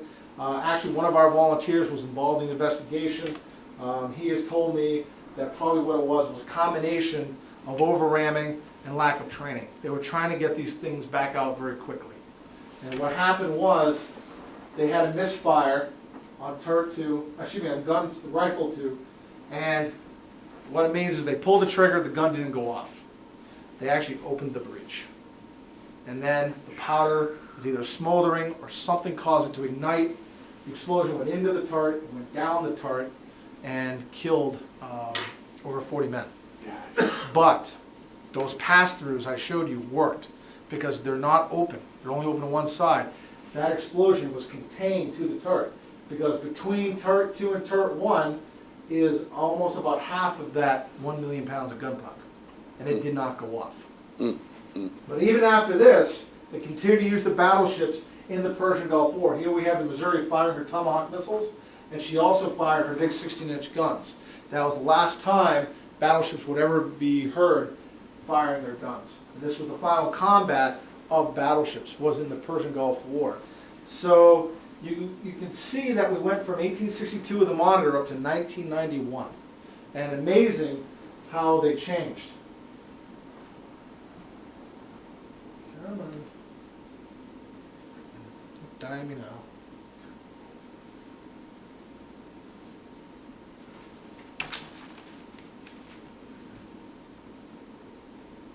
There we go. This is the New Jersey near the end of her career. I did this for dramatic effect. World War II battle wagon, Nimitz-class aircraft carrier. A slight difference there. And you have the tanker. But here's the interesting thing. The Military Channel a couple of years ago did the top 10 fighting ships of all time. Number 2 was the Nimitz-class aircraft carrier. Number 1, the Iowa-class battleship. Because of those big 16-inch guns, because of the Tomahawk missiles, the Iowa-class battleship is actually considered number 1 over the Nimitz-class. And battleship sailors have a saying for aircraft carrier sailors. They call them bird farm sailors. So here she was, mothballed again. Everyone thought she's dead, she'll end up scrapped. But no, thankfully, a group of people got together in southern New Jersey and formed the Home Port Alliance. And they were able to save her and get proper ownership of her from the Navy. And in 1999, she passed through the Panama Canal. And during his brief remarks, maybe I can cajole my boss to talk about, because my boss was involved in getting the ship here, and he actually rode the New Jersey through the Panama Canal. And Phil took over in February. Our previous present CEO resigned. But Phil has a long history of the ship and getting it here, so we're very lucky to have him. And as I said, he rode the ship through the Panama Canal. So it came to Philadelphia in 2000. It was given to the Home Port Alliance. But it just doesn't go from a mothball ship to a museum instantaneously. Our volunteers have actually now given almost over 550,000 volunteer hours to the ship. We have over 300 active volunteers on board the ship. Without them, we could not be what we are. And we are viewed as the pinnacle of the historic ship museums. Other museums come to us to get some ideas. I even had the director of Visitor Services of the Missouri come on board us to try to get some ideas. So I know there's been some rumors. A couple of you asked me, are we moving the ship north? I'm going to let Phil answer that question when he comes up. We are not going anywhere. Now, they worked all that tirelessly so that all of you get to see the ship and experience it just like you will in a week. So we went from that tiny little turret on board the Monitor to this big gun turret today that all of our guests, and most importantly, our youth, can learn about, so they can learn the heritage and the legacy of our country, so they can see what people have done, so we can have what we have today. So that's my presentation, and at this time I'd like to welcome any questions. That was a great job. Thank you, sir. Oh, thank you. Thank you very much. A question you mentioned about the Olympia. Yes. When it disembarked men in Russia. Yes. Where was that? What port was that? That was actually in Siberia. I'm trying to remember where exactly. Murmansk? I think it was Murmansk. Yeah, okay.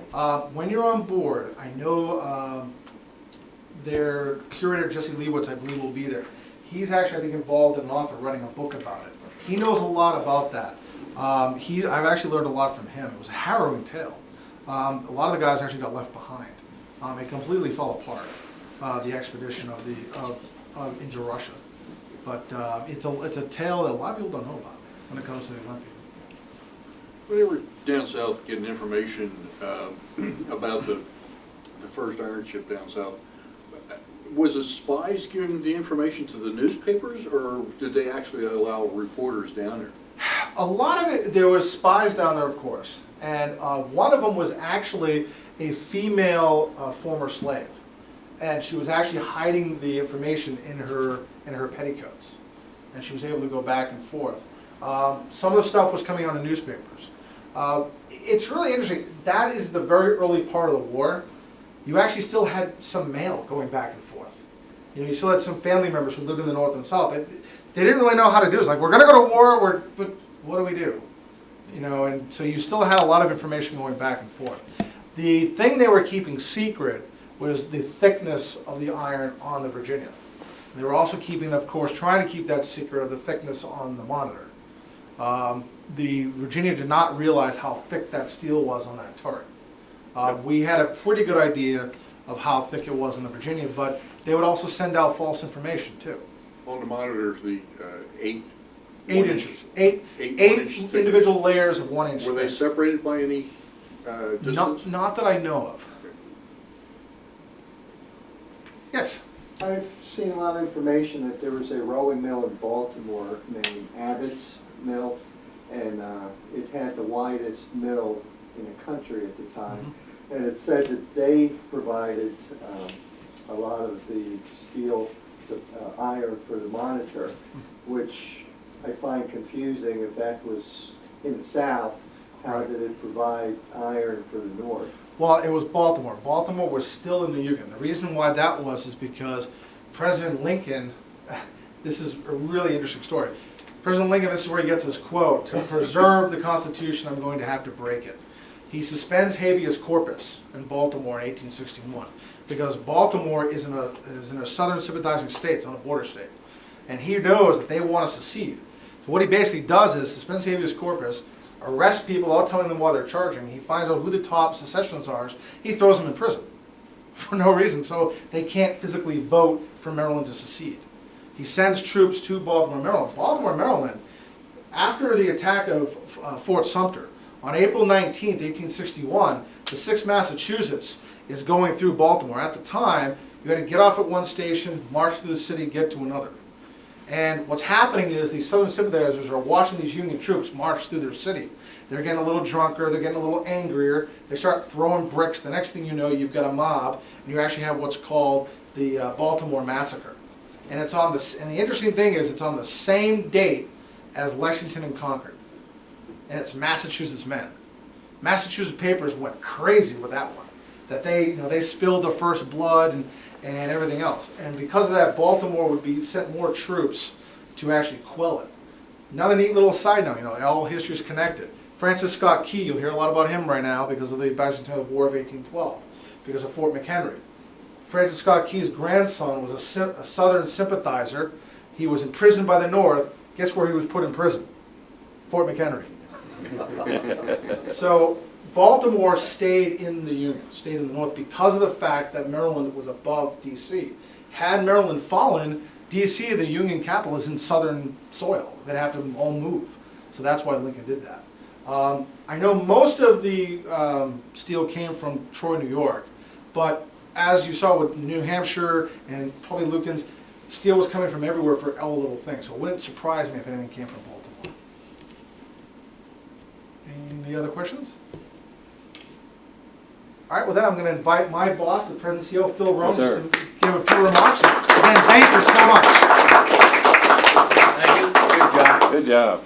Thanks for inviting me. It's about an hour ride around up here, and last time I was here was when my son was playing football for Cherry East High School, so it was a long time ago against the Coatesville.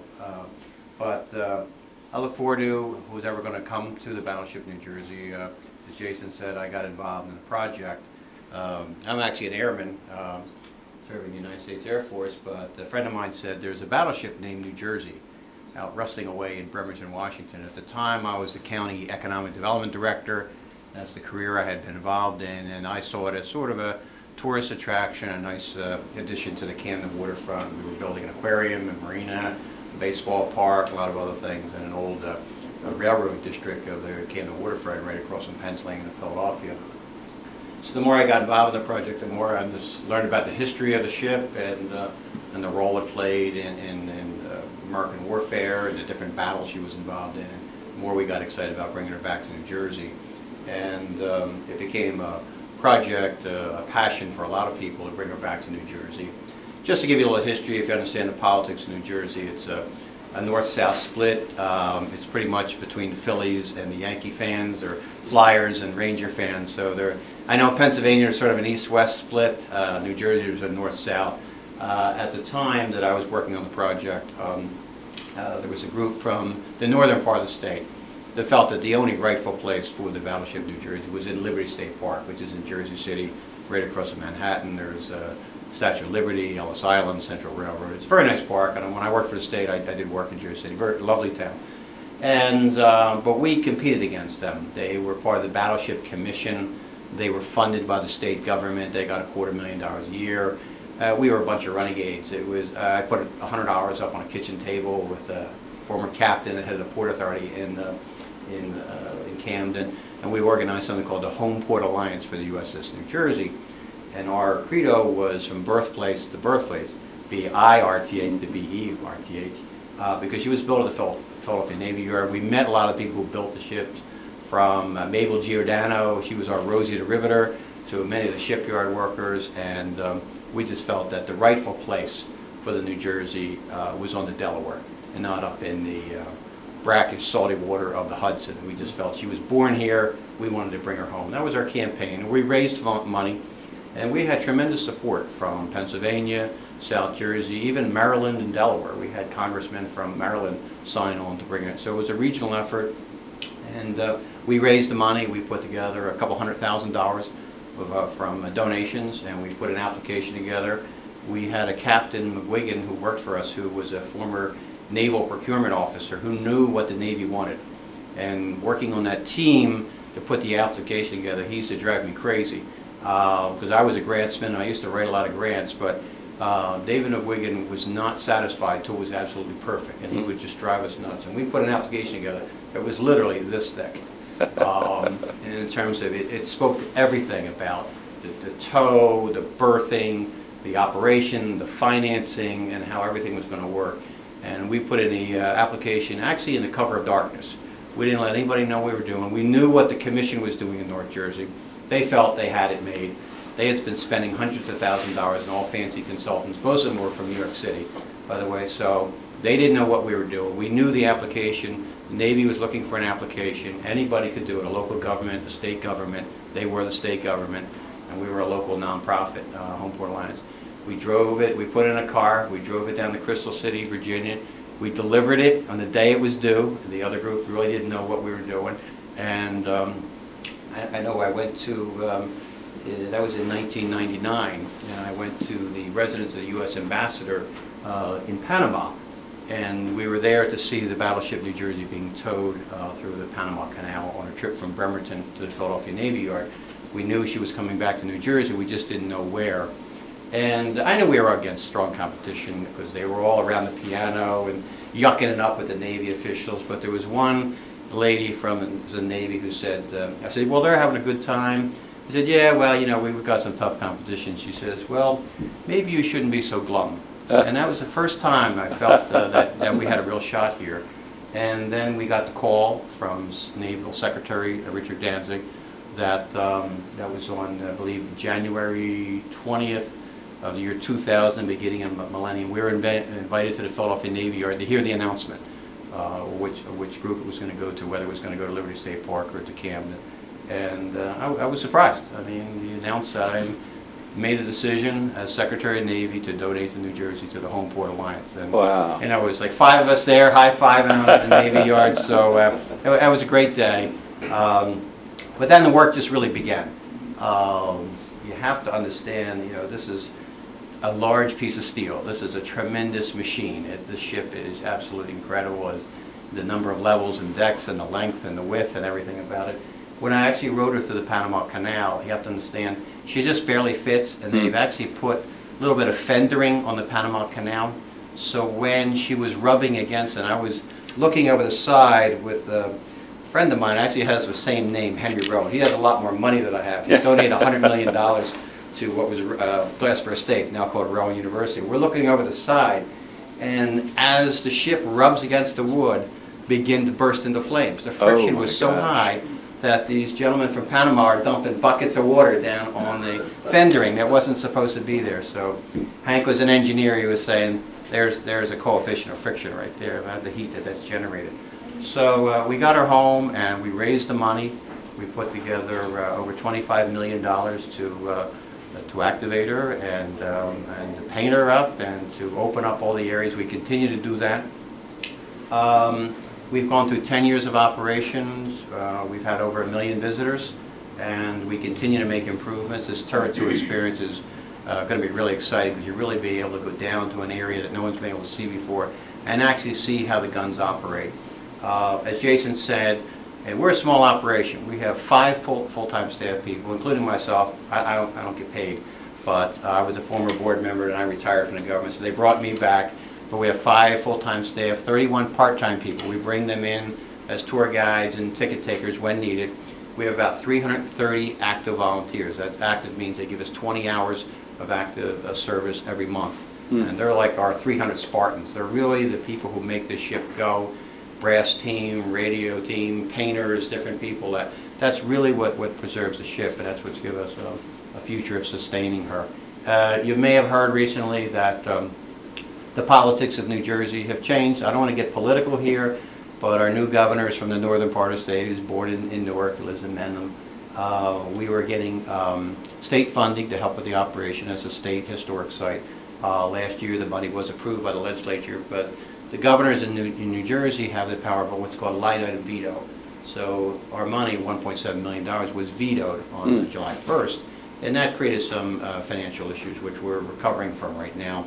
There's also the group that was involved in the commission, the governmental agency, has now reformed. They've called themselves the Battleship Foundation, and they are campaigning.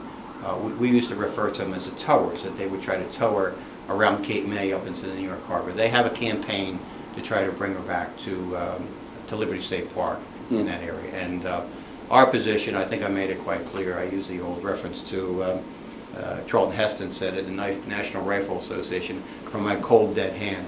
We're not going to let these Yankee fans, giant fans, bring the Battleship New Jersey up to the salt waters of the upper New York Bay. She's home where she belongs, and with your continued support and attendance and checkbooks occasionally, we plan to keep her here for the next 100 years. Can you take the plugs out of the guns just in case? Well, they're actually aimed right now at the Gold Dome of the Capitol. With a good tailwind, we can Good tailwind. We need 7 more miles to reach the governor. But I'm inviting the governor to come down to see the ship. He's never been here since he's taken off. He's been in here office over 2 years. So I'm going to give him the benefit of the doubt, invite him down. So I think there's a little misunderstanding of what we do and how we do it and who's behind what we do. We have a great board. Private sector people, there's only a few governmental people, so there really is an opportunity for everybody to participate. And I look forward to you coming to the Battleship. We're all part of the harbor there. There's the Olympia, the Pacuna. Actually, the SS United States is there, the passenger ship that set the Atlantic speed record. So, we have the 4 ships there in the harbor and all the other things that fell off it. But the Battleship New Jersey really is a unique national treasure. Really, it belongs to everybody. I mean, their campaign histories, the sailors have sailed on it, and I think we've done a remarkable job. I've been away for 7 years, just come back, but when I come back and I walk through the decks and see the job, that the way it's gleaming, the brass is shining, it's just clean as a hound's tooth. It's just amazing inside. And we're just going to continue to open up more areas. Everyone wants to see the engines. Now, we're not allowed to fire them up under Navy regulations, but we want to try to get Broadway opened up and be able to allow you to peek inside to see engineering. That's our ultimate goal. We need a lot more money to do that. But and at some point, we are beginning a program of replacing the teak deck. We've actually had a demonstration area on the 03 level, which turned out beautiful. We are now starting a campaign called Dollars for the Deck, and our goal is over 5 years to replace all the teak with real teak, and to do it right, the meeting called Navy standards. It's on the National Historic Registers. She's under an application to be a National Historic Landmark, which we should get in a couple of years. and so we'll get the teak decks done. Our next big challenge is to have her dry dock and have the hull redone. Has been done since '92 in Long Beach, California. So that's we need some big donor for that. Maybe Uncle Hank or something like that could help us there. But we are working on a campaign to get that done. Any questions about the Battleship? Do you have any? Go ahead. I'm sorry. One thing I've always wondered about, and is probably the stupidest question you've ever heard. What keeps a battleship that weighs thousands and thousands of tons from just going right straight down? Is it Archimedes' principle, or is it? Why is it buoyant? Is it displacement? It is basic, display. Right? I'm Yeah. not a scientist. What it is we actually, I need to get it on that camera. We actually have a class about that called How Boats Float. We have a lot of educational programs. So if any of you are teachers or no teachers, we have a wide range, not just history, but also science. Put it in a nutshell, there's other things there, but what we tell everybody is displacement. When the ship goes in, it moves water, and it takes up the space of that water.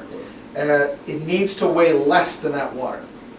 If it weighs less than that water, it will float. Of course, it has to have the sides, so the water can't go in.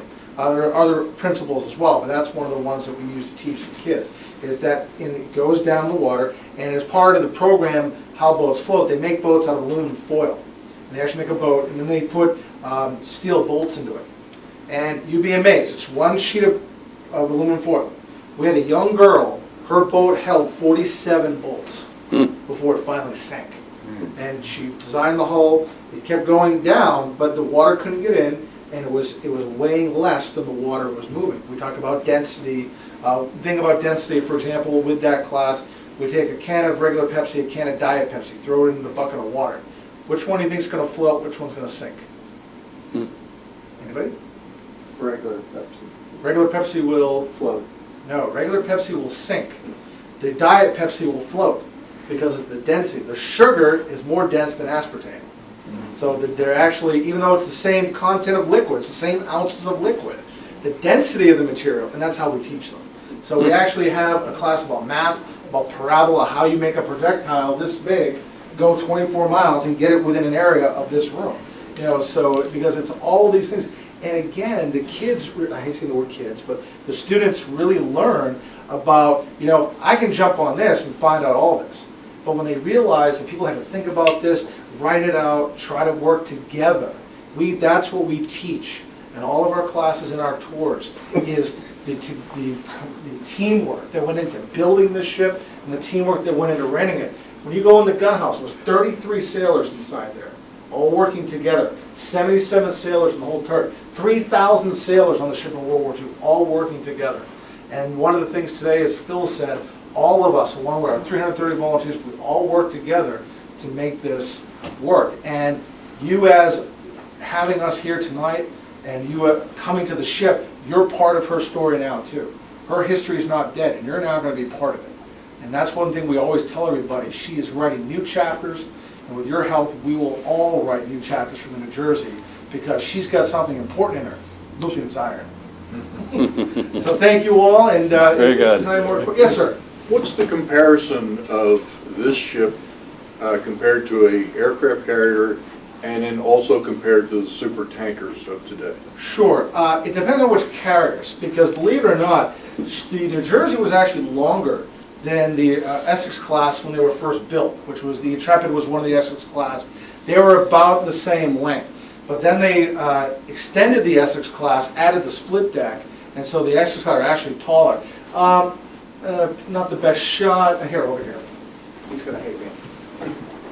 If you look at this one here of the Big J, right where the bridge is right here, that's about the height of the flight deck on an aircraft carrier. The island goes up to about the top of our radars. So in essence, they're about the same height. But the thing is, we have a much lower profile because on the carrier, this is all solid. And the low profile is very important. We're riding very high right now because we don't have 2.4 million gallons of oil, 1 million pounds of gunpowder, and so on. So we're riding really high. We'd be really low. The idea is to be low in the water, so we're not a big target. So, but as I said, the aircraft carrier on the Essex class, the flight deck will be about here. Your modern day Nimitz class carriers, you're up to like 1,100, 1,200 feet long. The interesting thing is it's not really the super tankers that are really the biggest ships anymore. You know what's the biggest ships now? The cruise ships. There are 3 cruise ships now that are now longer and bigger than a Nimitz-class aircraft carrier. They are longer and bigger. I just got the magazine on power ships. I'm looking at the When they're on their dimensions. side or when they're still? That's when they're out like that.